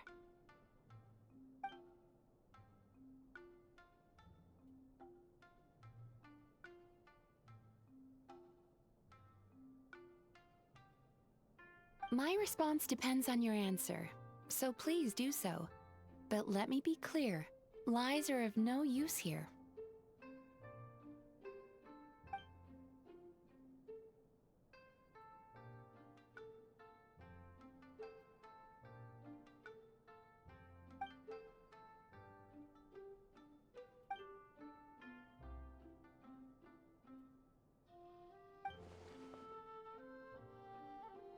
Such intense introjected aggression.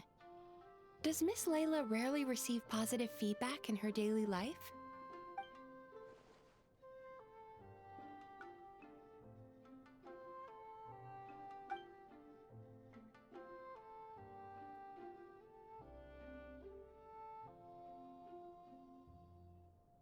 I understand. I'll adjust her treatment plan accordingly going forward. Just a word of caution. If Miss Layla does recover, you will disappear.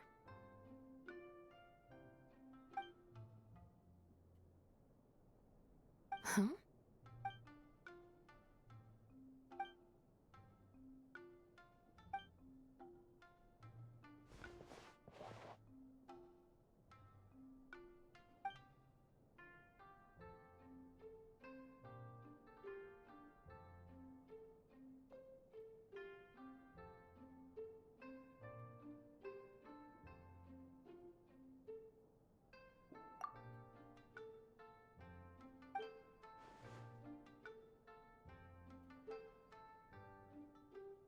No, you didn't.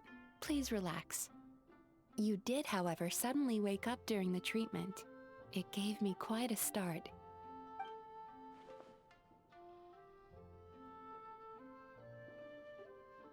In that case, how do you feel now after that little rest?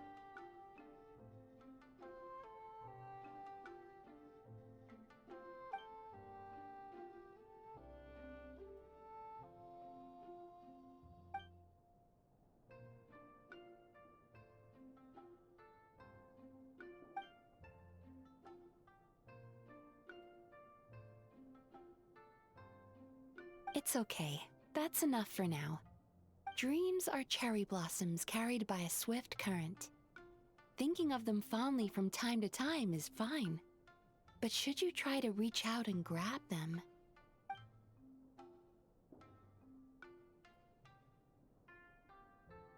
in that case, today's session is concluded. Please return tomorrow at the same time, Miss Layla, and please be punctual.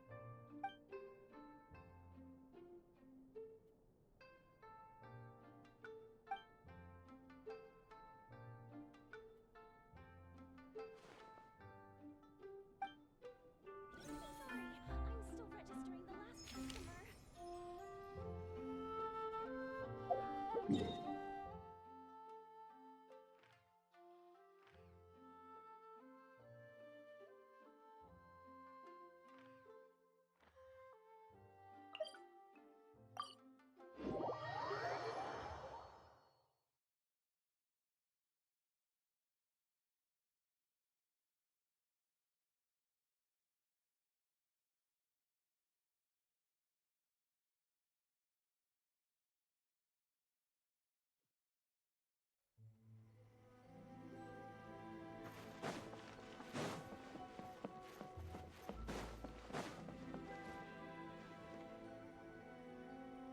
Hello, traveler.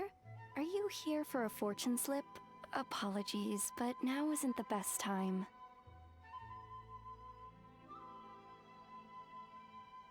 It is, and so are the bamboo slips within. However, we've run out of the corresponding fortune slips. That is, the paper slips expounding on the fortune. That depends on your fortune. We are currently preparing new slips. Draw a slip. That depends on your fortune.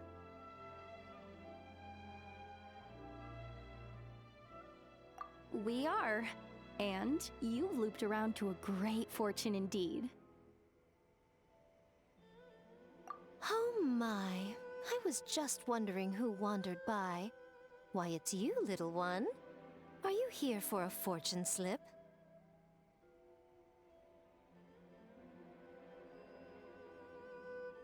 That they are, yes. Everyone in Inazuma seems to be getting more anxious by the year. Oh, won't someone think of the rising paper consumption? We just restocked earlier too, and poof, gone again. Even the great fortune slips are nearly gone. Oh, truly, the troubles of being a Guji never cease. Still, you're in luck today. Here you are, Ringo. 300 fresh, good fortune slips written by yours truly in a single sitting. Should be enough to tide us over. Well now, that depends on everyone's fortune, of course. Now, little one, aren't you here to seek yours? Go on. I'll cover your eyes while you draw a slip. Now be sure to draw well. These aren't your everyday fortunes, you know. These are Guji Yai's special slips.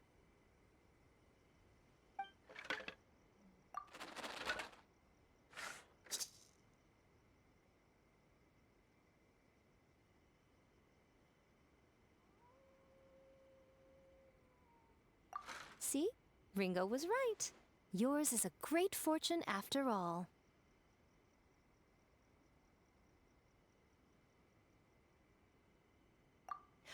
Oh, come now.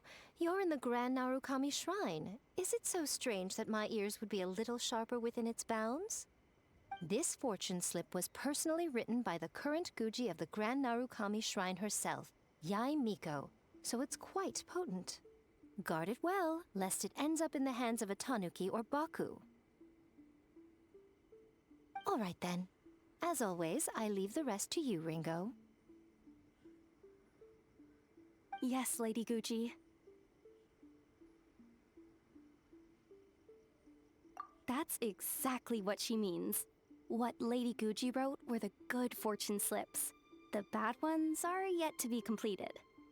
Alas, any fortune I write would simply be too potent. Surely such power shouldn't be used to foretell doom and gloom. Safer then to have dear Ringo pen the misfortune slips. The well-being of every visitor to our shrine is at stake. Now, I'm off to write the modest fortunes. Do enjoy your wonderful fortune today, little one.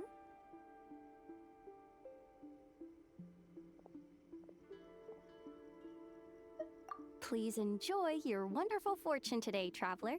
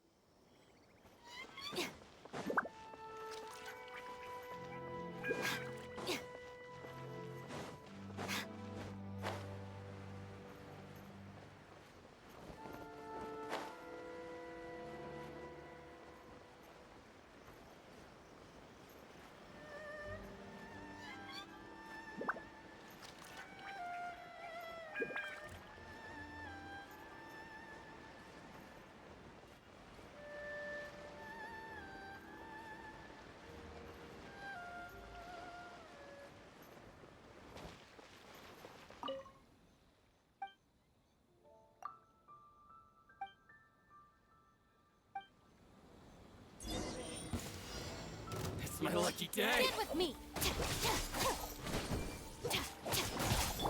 My apologies!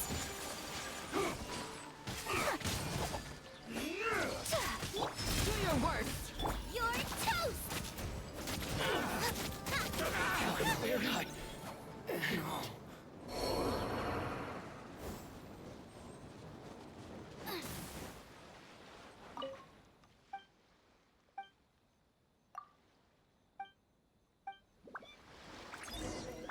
Let's get down to business. Nice and spicy! Whirling snow! Yeah! The bond is strong! Lightning terrified! Kamisato out! My blade! Sumetsu!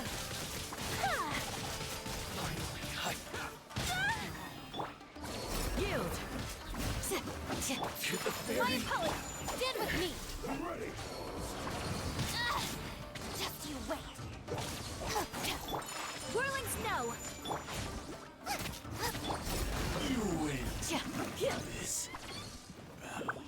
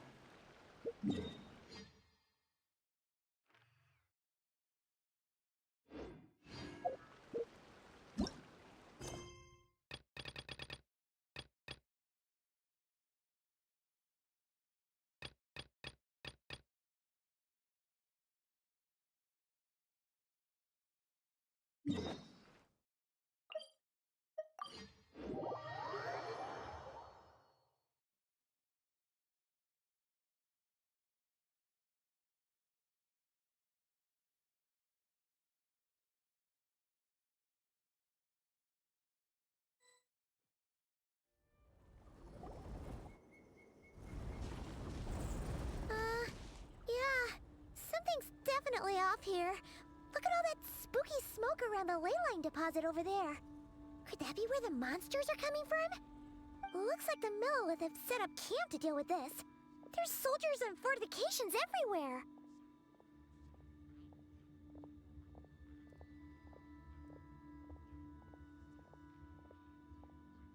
Yeah, let's fight side by side with the Millelith and send those monsters packing.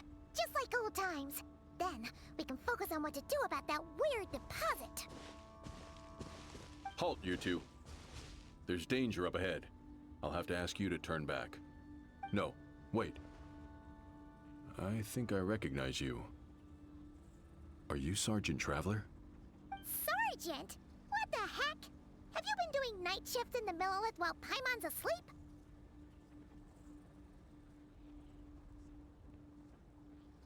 I am Feng Jin, leader of this Millelith platoon. Staff Officer Su Ding has mentioned you before and had nothing but praise for your extraordinary talents. Our reports also list you as an honorary knight in the Knights of Favonius, granted captain-level authority in times of crisis. Therefore, it seems only appropriate to address you as Sergeant. But now that introductions are out of the way, let's get back to business. Please, come with me. We should meet with Lady Yuheng. Wait, Kuching's here too? Huh. This situation must be more complicated than we thought. So much for solving this with one quick fight. Lady Yuheng, as you predicted, the Traveler and his second-in-command are here to see you. Good work, Feng Jin.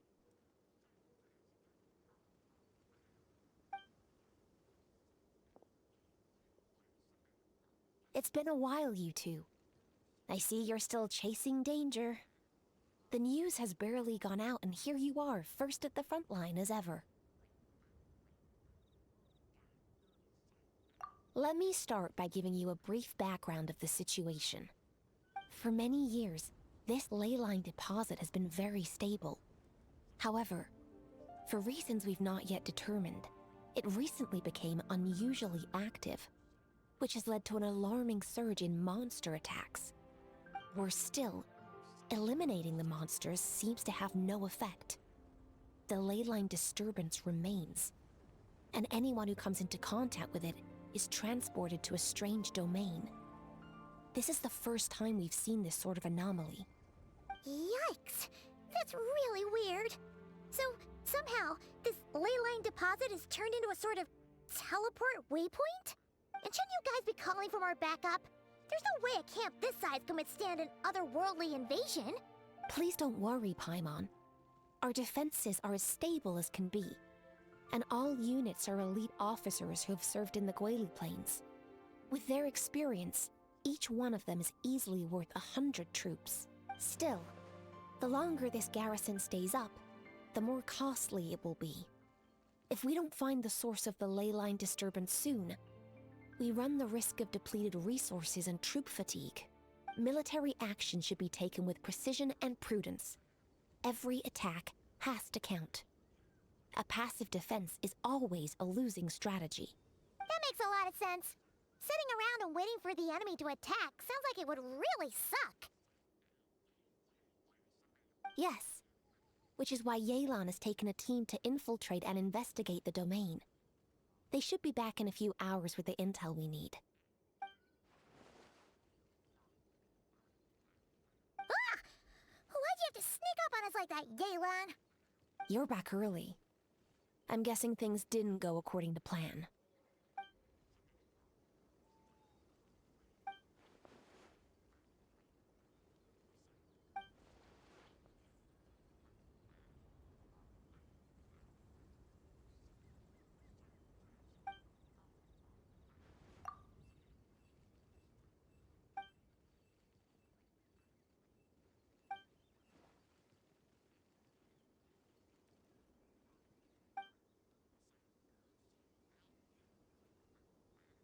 Well, that explains why the ley line deposit is bright red. There was one just like it back then, too. Big and red and plump. Huh, like a juicy apple ripe for the picking.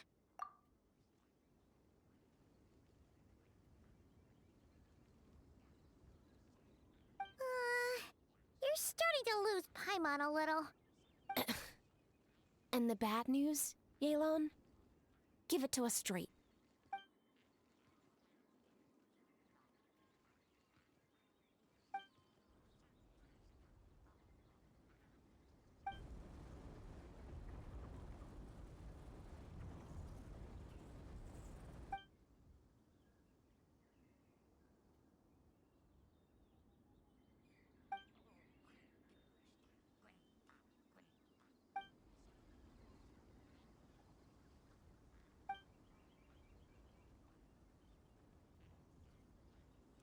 So to summarize, we have two options. The first is to strengthen our defenses, keep fending off the monster attacks, and hope the disturbance dies down in due course. Option 2 is to send the Traveler inside the domain with a team of troops to eliminate the disturbance at the source. Understood. I'll prepare for both courses of action. I'll need to contact Ningguang and request additional funding for our defenses. At the same time, I'll reach out to the Kayang to discuss manpower. We need to get our troops on rotation as soon as possible. Hey, isn't this the part where you're supposed to tell us to get out there and give them what for? Sorry, but peacekeeping in Liyue is a duty that belongs to the Millelith and the Qixing. It's my role as commander to keep my officers from taking on unnecessary risks. Plus, I don't want you taking this on all by yourself, for reasons both professional and personal. So if you don't want to get involved, I won't force you. I'll simply treat this like a long-term training exercise for the Millelith, with several platoons working in rotation to eliminate each wave of monsters. Meanwhile, I'll have scouts keep up the intelligence-gathering work inside the domain. Once we understand it sufficiently well, we can put a strike team together to head in and neutralize the threat. Of course, if you do wish to participate, you'll have my full support and the entire garrison at your disposal.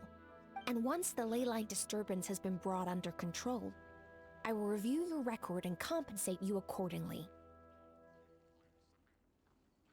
Paimon, too! Whichever way you cut it, we can't sit this one out. We're allies of Liyue. We're the best adventurer duo around, and we're friends of Keqing and Yelan. Plus, we don't need to worry about being shortchanged. Keqing and Yelan will definitely make it worth their time. That looks like determination to me. I like what I see. All right, here's how we're going to do this. Yelan, tell your team to prepare for another trip into the domain, this time with the Traveler joining them.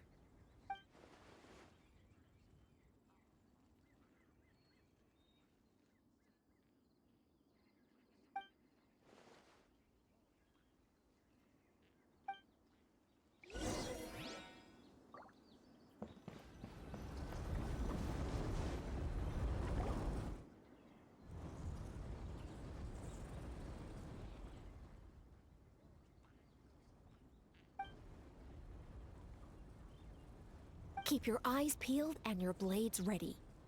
Be aware of your surroundings at all times, and look out for one another. Remember, whenever the situation takes a turn for the worse, it never hurts to retreat and regroup. Don't go pushing yourselves too hard, all right? With that said, I await your triumphant return. Yeah! We'll be back with good news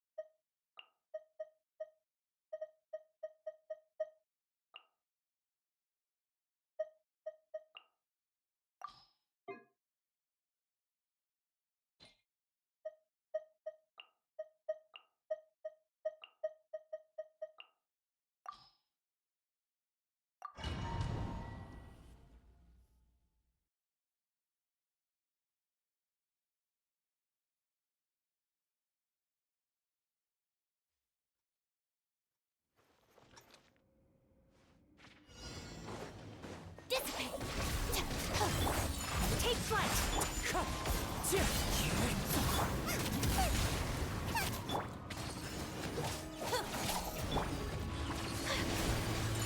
apologies. Yeah, whirling snow. Embrace the ice.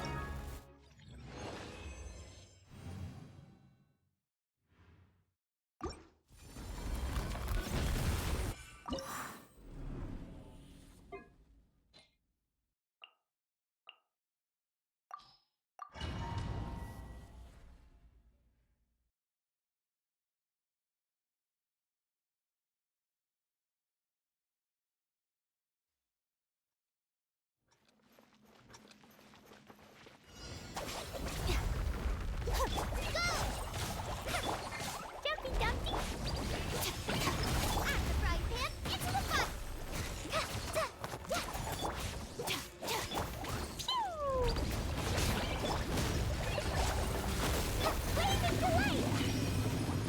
Stand with me!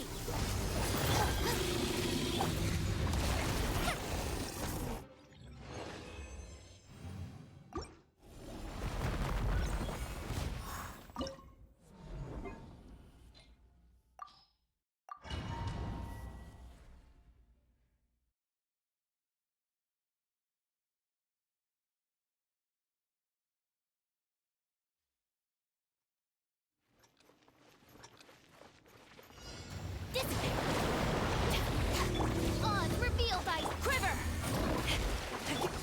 My apologies! Sakura swirl! Our bond is strong!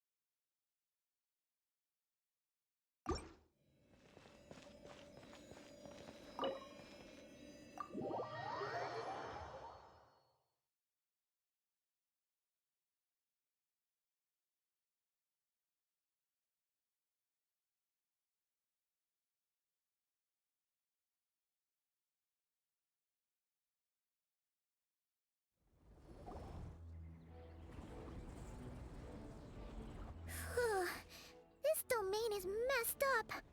No wonder even Yelan found it dicey. Which major historical battle do you think is being reenacted here? Feels like one where most soldiers would be way out of their depths. Ah, hopefully not. Surely not right. Please tell Paimon you're exaggerating. Ah, you're back.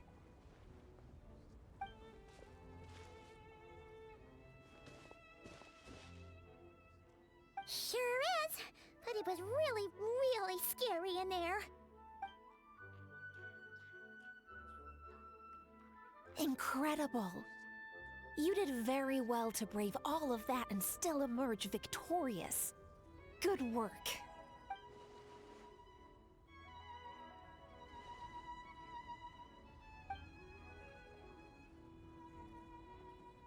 Which means you've weakened the monsters as well. Now any rank-and-file soldiers can comfortably fend them off. Why do you sound weirdly excited about this? Don't go getting too bloodthirsty. Oh, one other thing. We received a response from Yujing Terrace. Both the Tianxuan and the Kaiyang have agreed to establish a long-term partnership with the Traveler.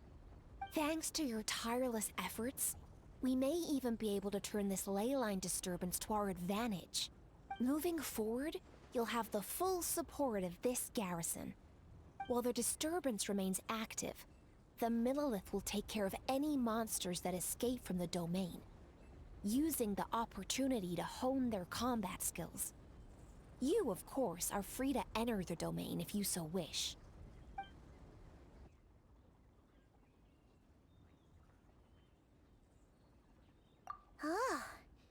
That's a big weight off our shoulders. Anyway, where were we? Oh yeah. Ley lines are pretty fascinating things, aren't they? If only there was a way to grab them and shake all the secrets out. Or, who knows? Maybe one day we'll run into some smart cookie who hands us a big thick book called Everything You Always Wanted to Know About Ley Lines.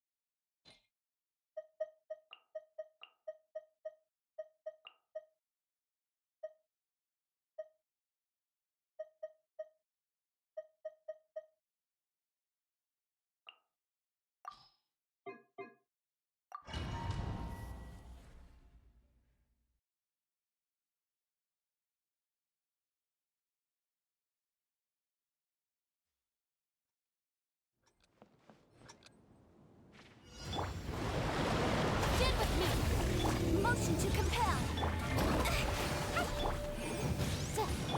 Dumpy, dumpy, go!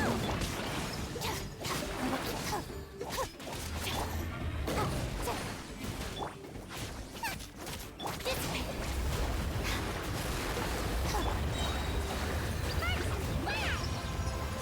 Incinerate!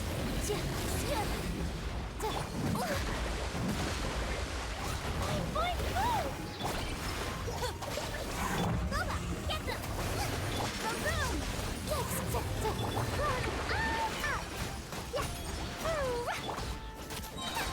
Eat this! Get with me! Incinerate! Invisible evidence!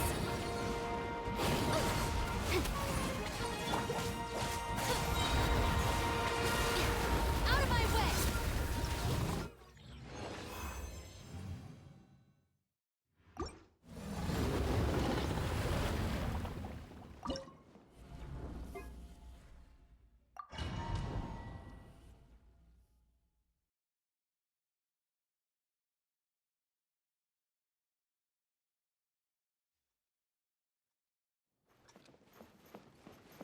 Our bond is strong.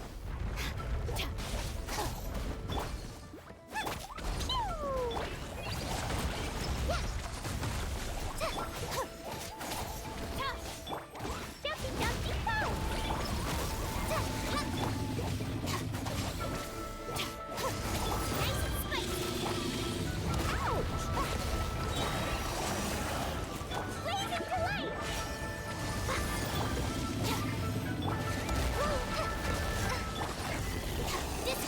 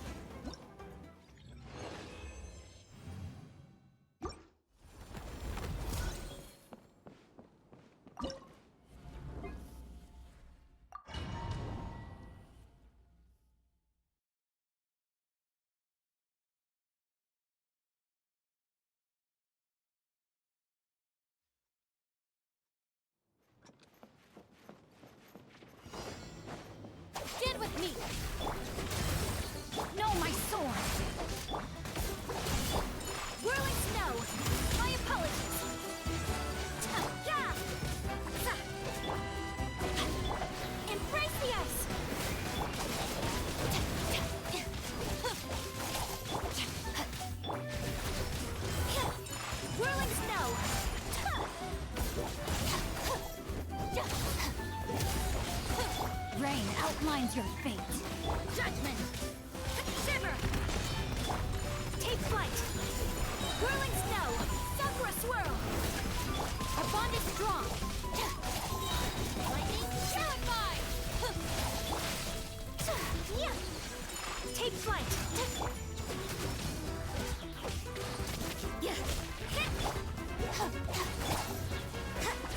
You can't run! Punishment! Dissipate! Whirling snow! Kamisato art! Sumetsu! Yeah! Witness the power of Guwa! Know my sword! Our bond is strong! My apologies! Yeah! Shiver! Embrace the ice! Stand with me! Out of my way!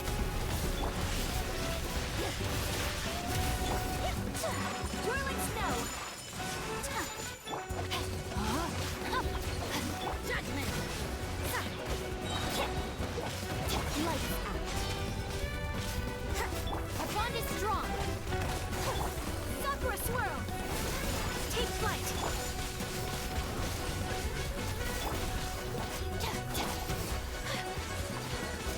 You can't run! Know my sword! Dissipate! Ring cutter! Judgment! Whirling snow! My apologies!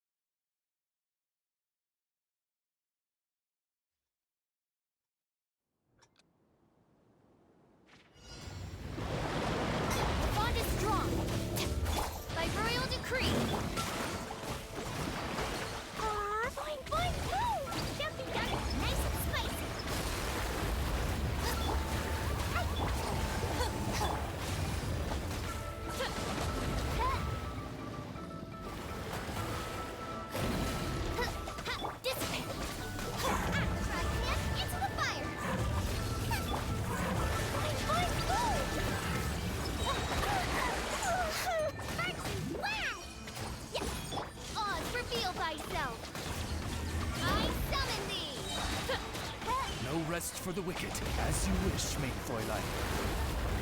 I summon thee! Our bond is strong! Lightning, terrible! Yes, sir!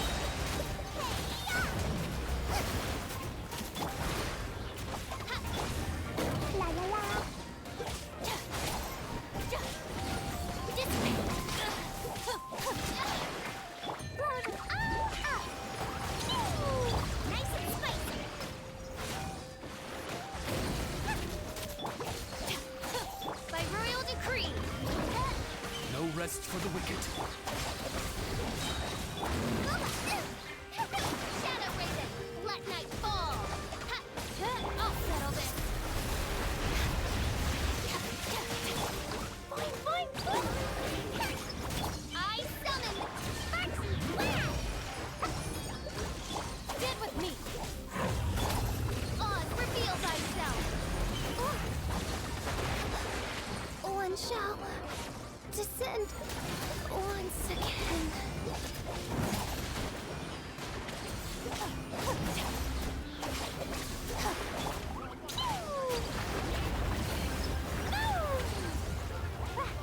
La la la. Nice and spicy. Out of my way. Dissipate. Throw them all out. Da da da. I'm the fry pan.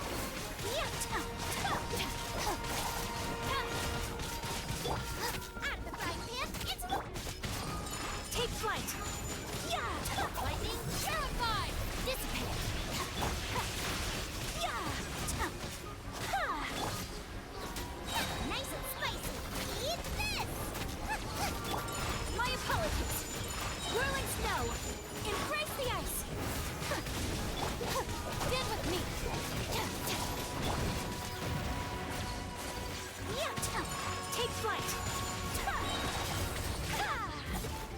Out of the frying pan.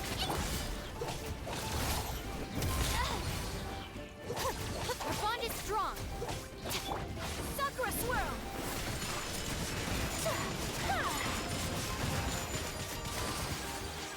Nice and spicy. I'll settle this. Stand with me. Whirling snow! Pardon my discretion. Take care of the king.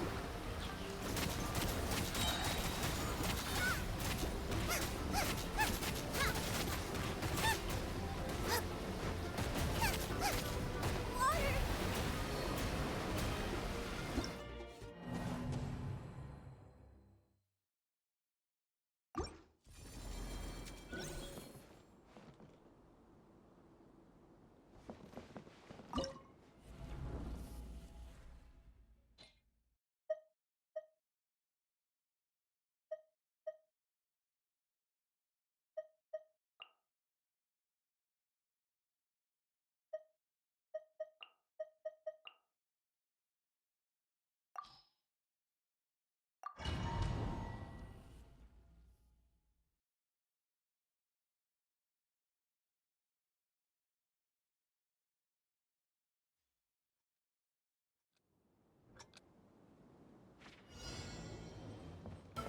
Out of the frying pan. Dissipate.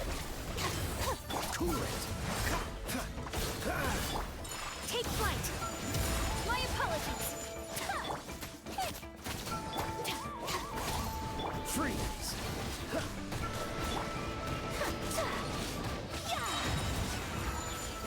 Kamisato art! Sometsu! Stand with me! Nice and spicy. This moment will be frozen in time. Whirling snow! Dissipate! Sakura swirl! My apologies! Dodge this.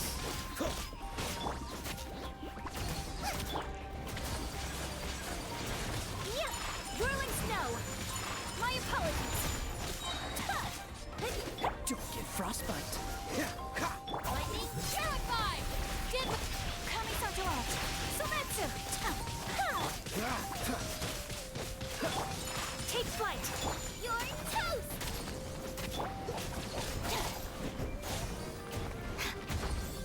Our bond is strong!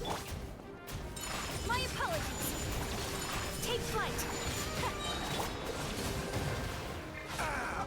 This doesn't look good.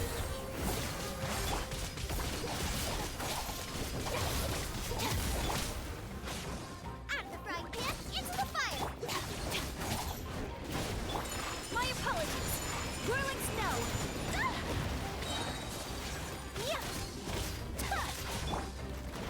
Stand with me! Kamisato art! Sometsu! My apologies!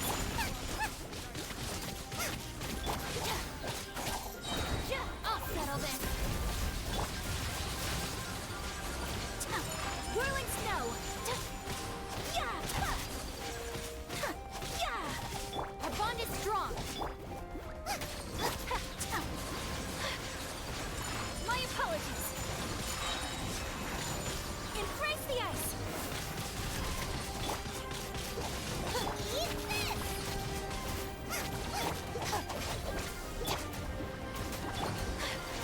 Take flight!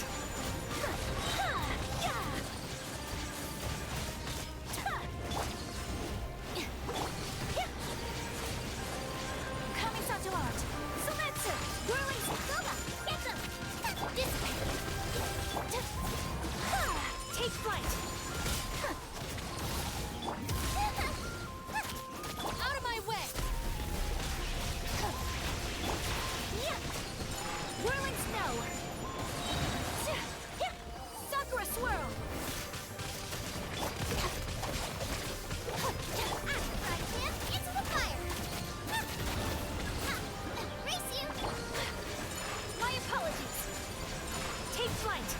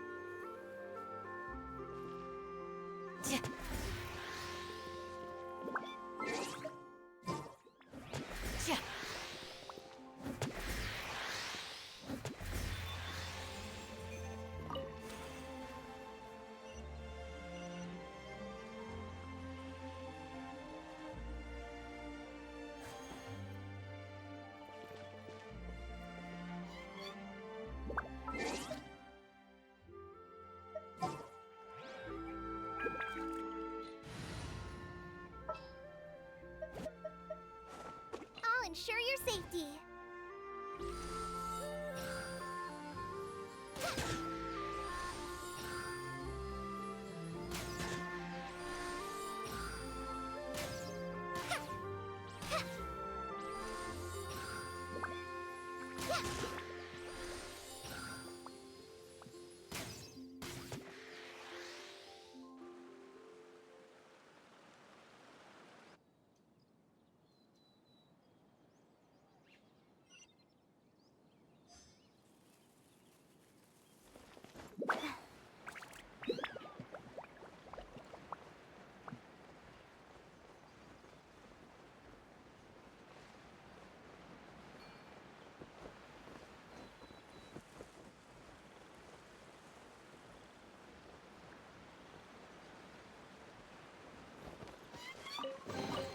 Wow, this is so lucky!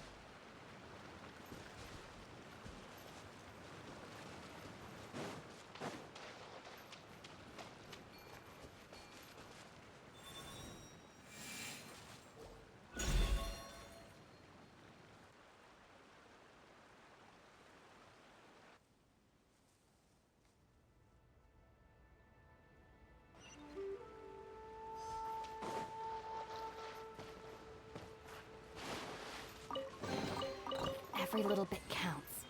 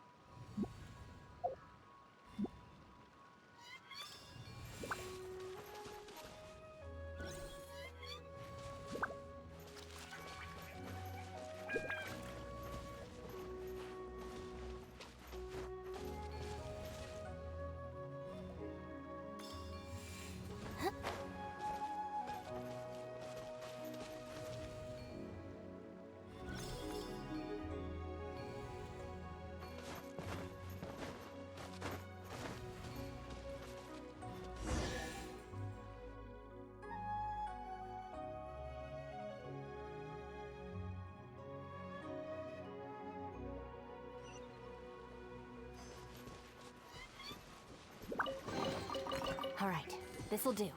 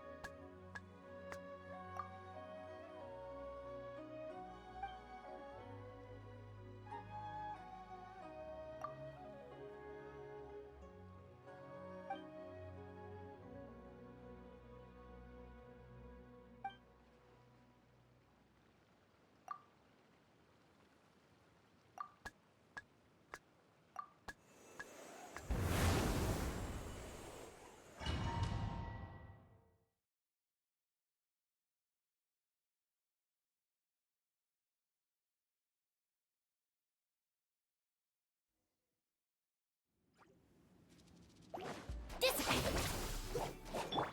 Take flight!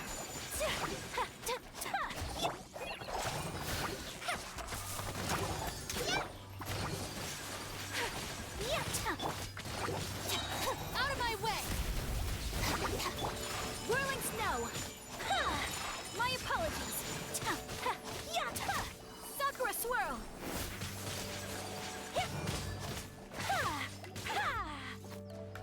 Get with me!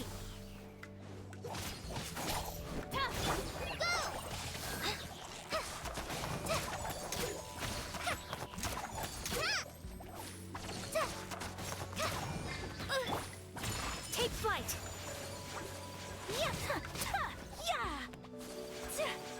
My opponent!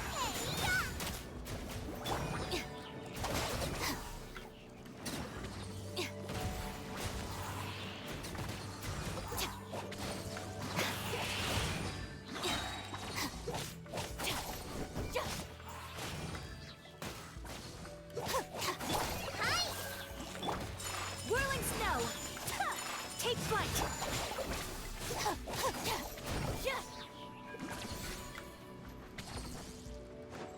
I'll settle this! Kamisato art! Sometsu! Just like we rehearsed! Goba, get them! Dissipate!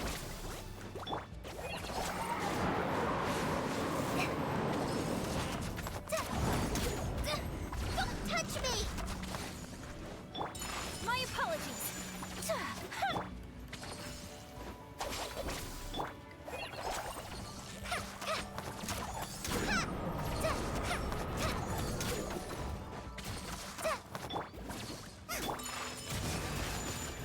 Whirling snow!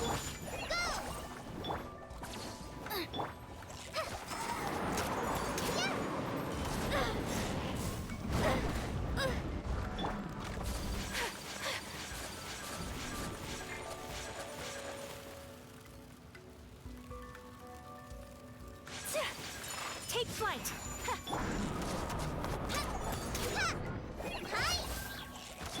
Embrace the ice! You're toast! Get with me! Solid Amber, help!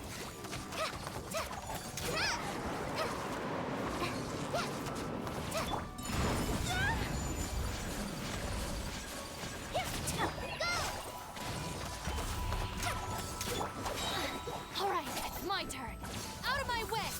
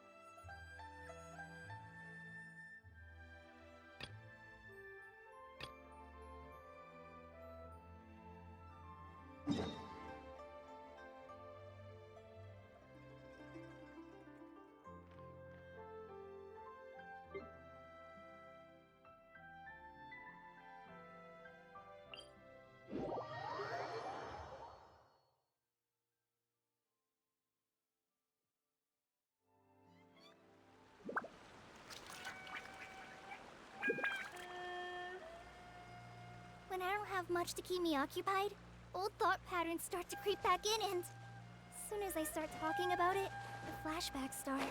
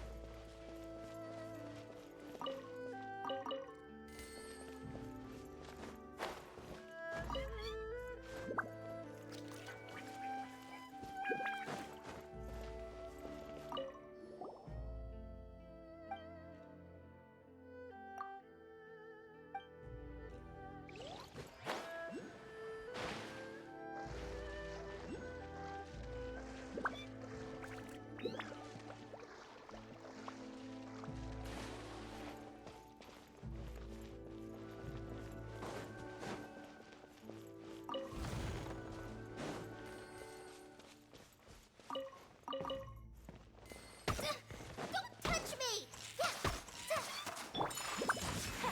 Nice and spicy! It's important to replenish your supplies.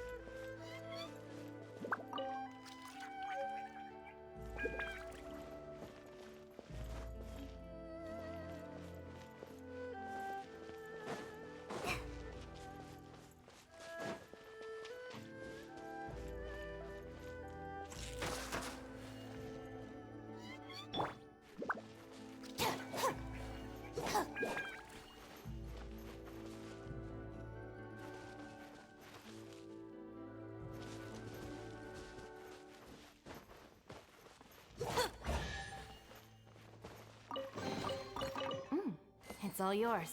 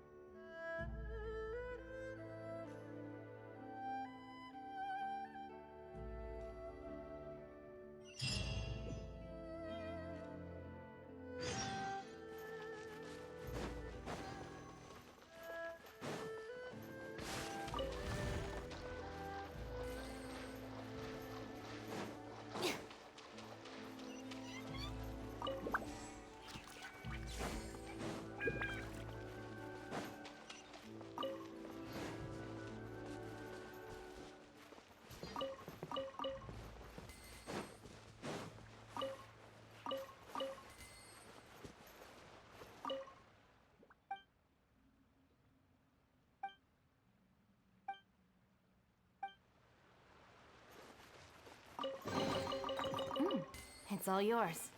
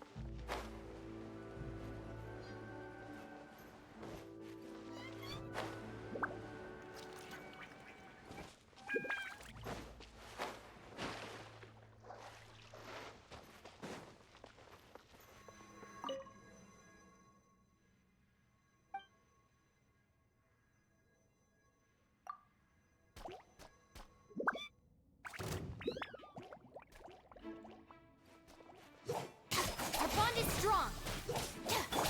My apologies. Kamisato out. Surrender. Whirling at the frying pan into the fire. Stand with me.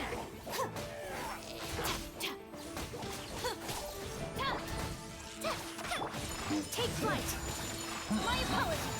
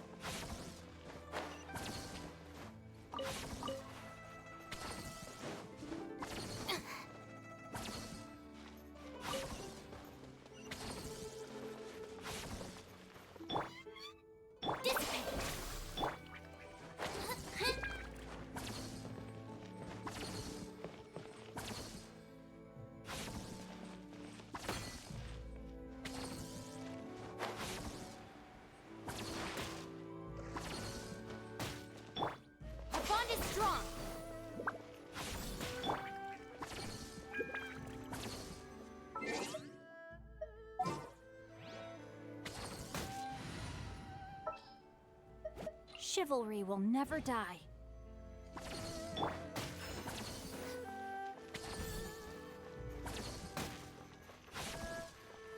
Stand with me!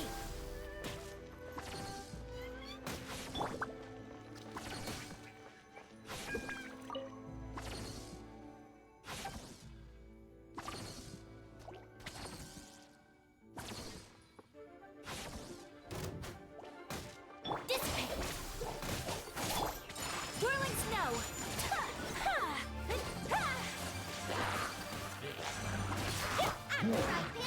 Rain outlines your fate. My apologies.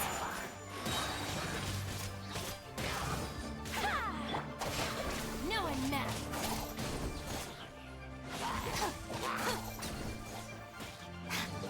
Boba, get them! Take flight.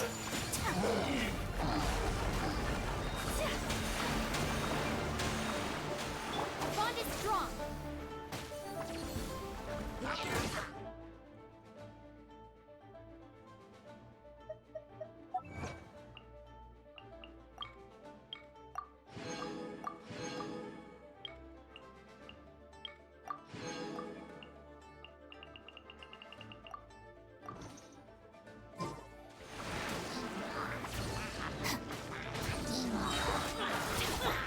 My apologies. No, my soul. Stand with me. Lightning, Sheriff! Take flight.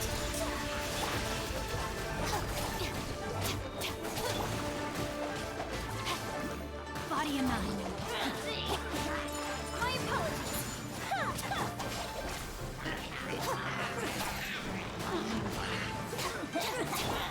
Take flight.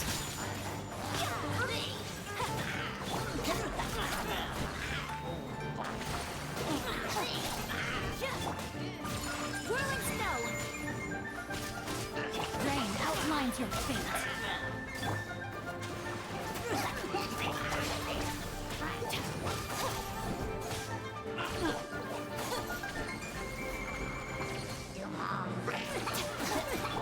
Take flight.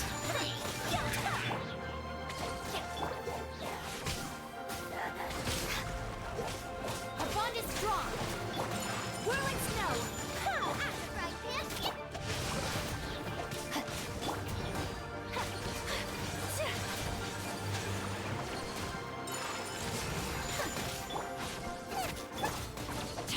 Not good.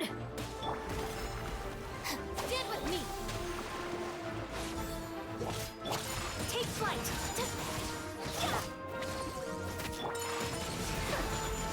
No, my sword.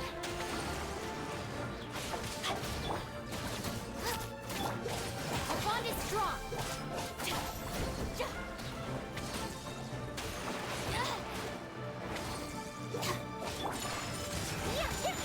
Nice and spicy!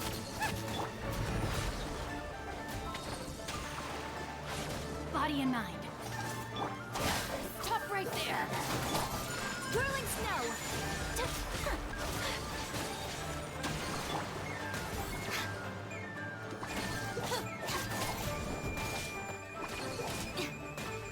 Rain outlines your fate.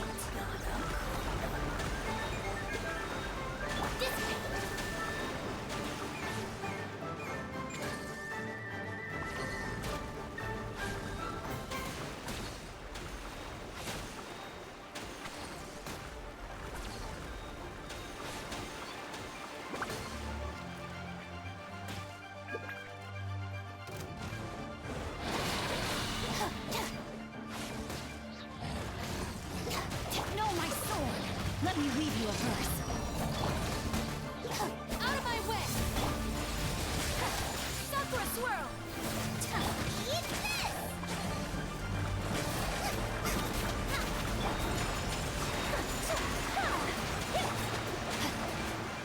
Right, Pants? Stand with me! Looking for a fight? No, I'm mad. Rain outlines your fate. Boba, get them! Help! The dinner is attacked!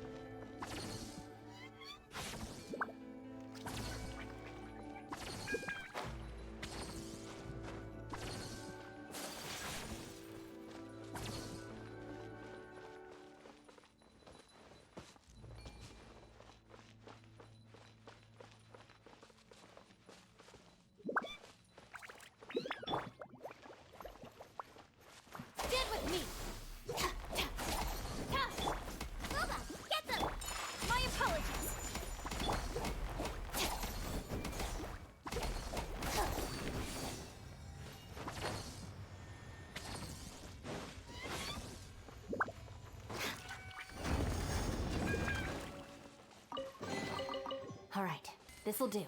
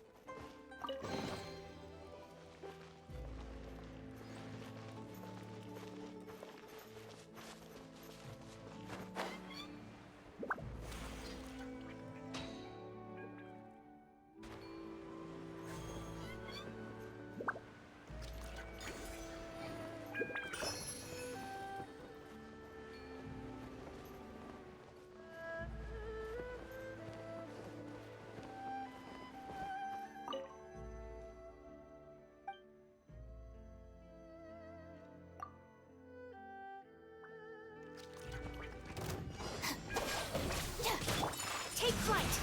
Nice and spicy!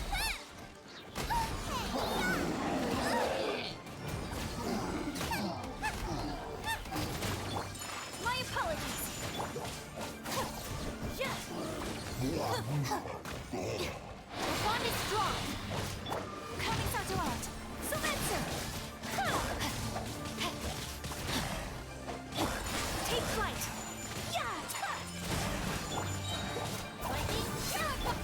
Get them! Eat this! Rain outlines your... My apologies! Embrace the ice! Out of the frying pan! Take flight!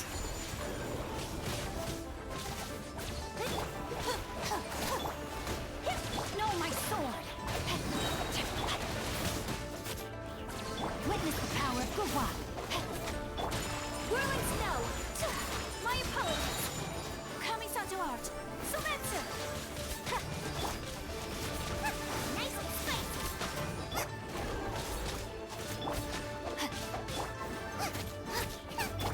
Dissipate!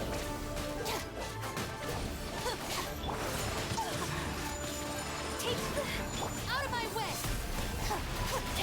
Embrace the ice!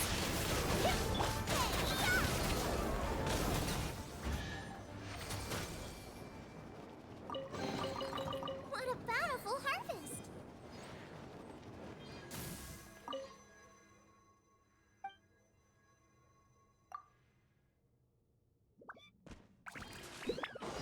Out of the frying pan! Whirling snap! Our bond is strong! Rain outlines your fate. My apologies!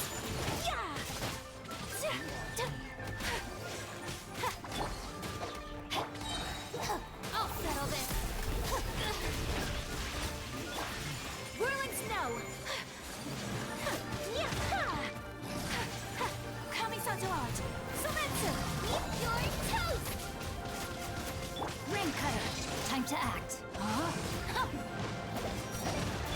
Dissipate! Nice and spicy! Take flight!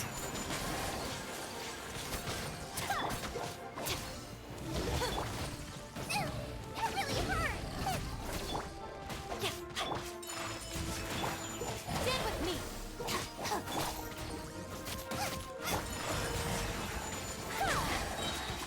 Rain outlines your fate. Out of the frying pan, into the whirling snow! Our bond is strong! Embrace the ice!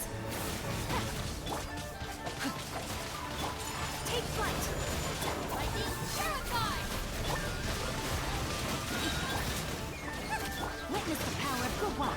Whirling snow!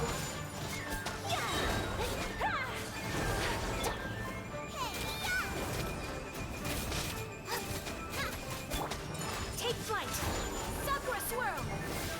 Whirling snow!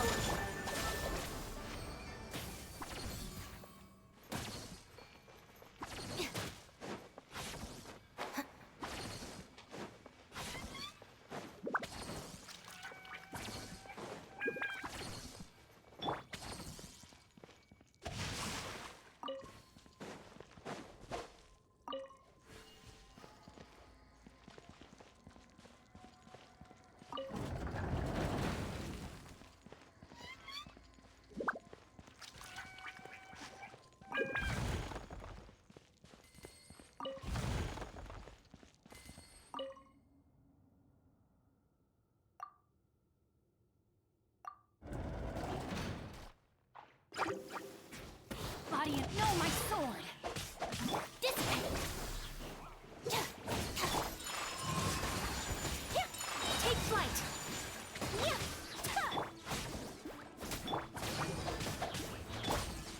Embrace the ice! I'll settle this! Rain outlines your face!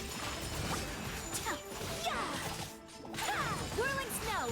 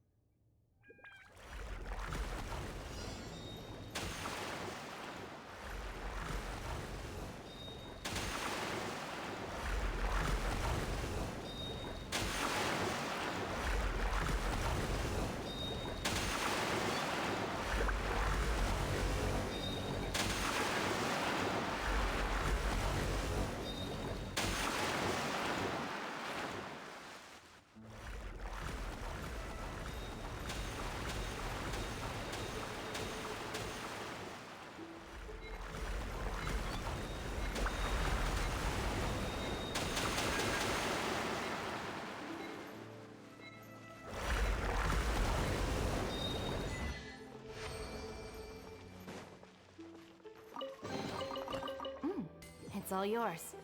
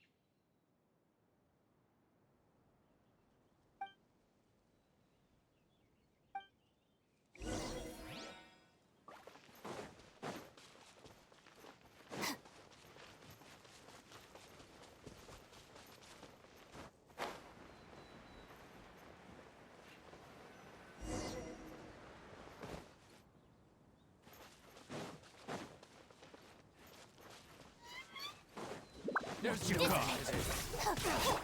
Take flight! Sakura swirl! Eat that!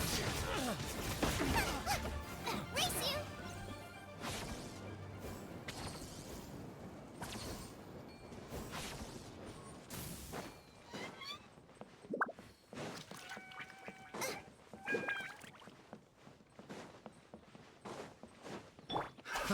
Another test subject. My apologies! Rain cutter! You're open. Lightning purify! Whirling snow!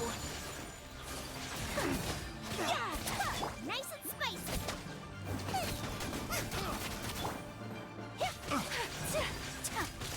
Embrace the ice! Fry! Our bond is strong!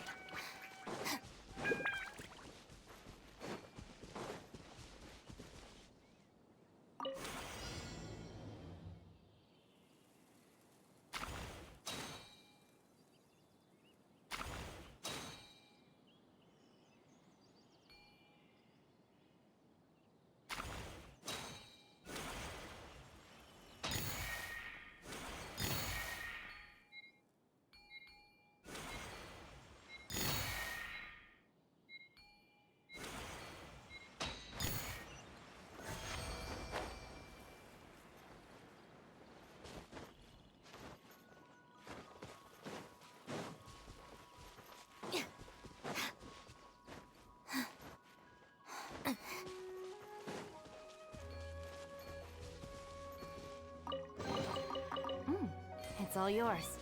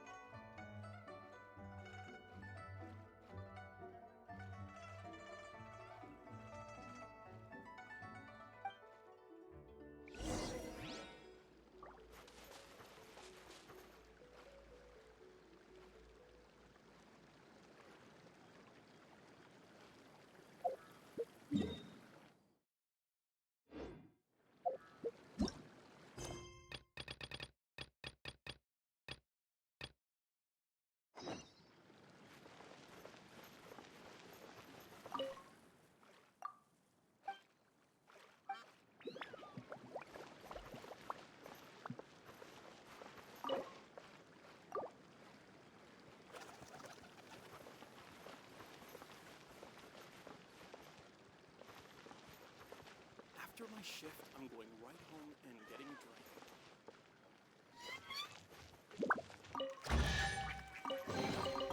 Every little bit counts.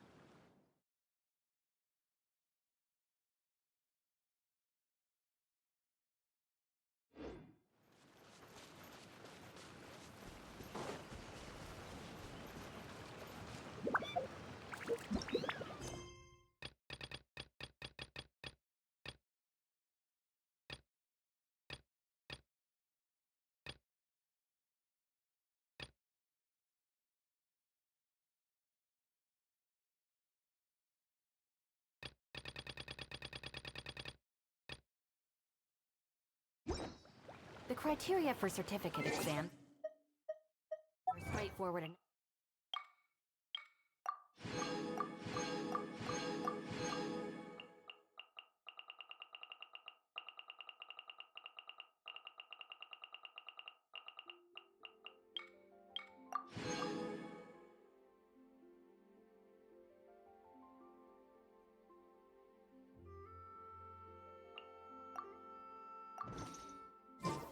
what it really comes down to is whether you are willing to put in the time.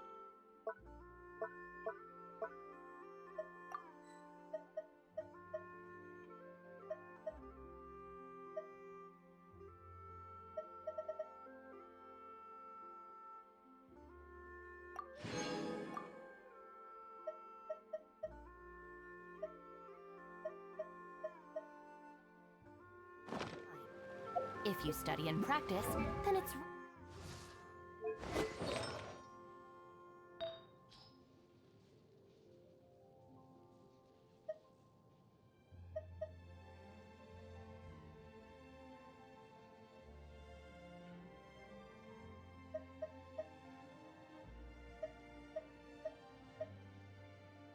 really not all that.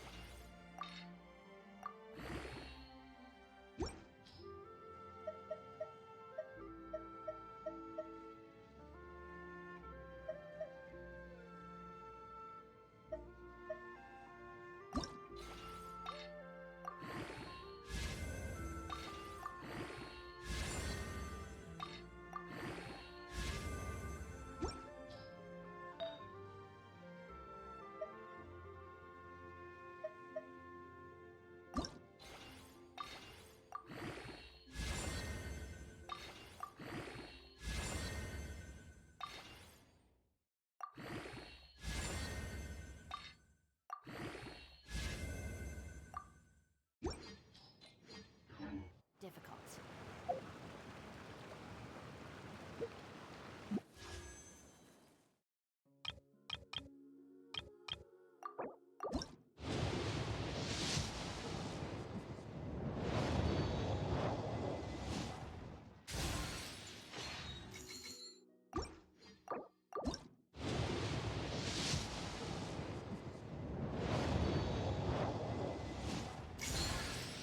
Greetings!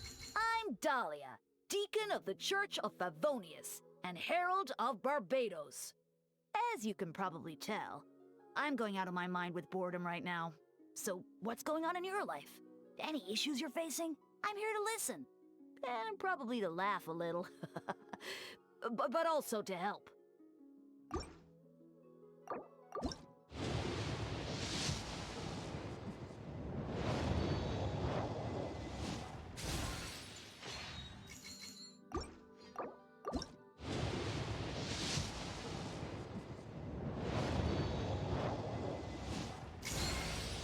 My name is Shenhe.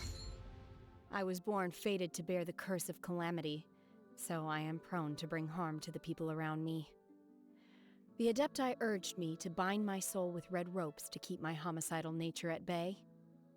If you are able to walk alongside me without fear, very well. Now, give me your hand.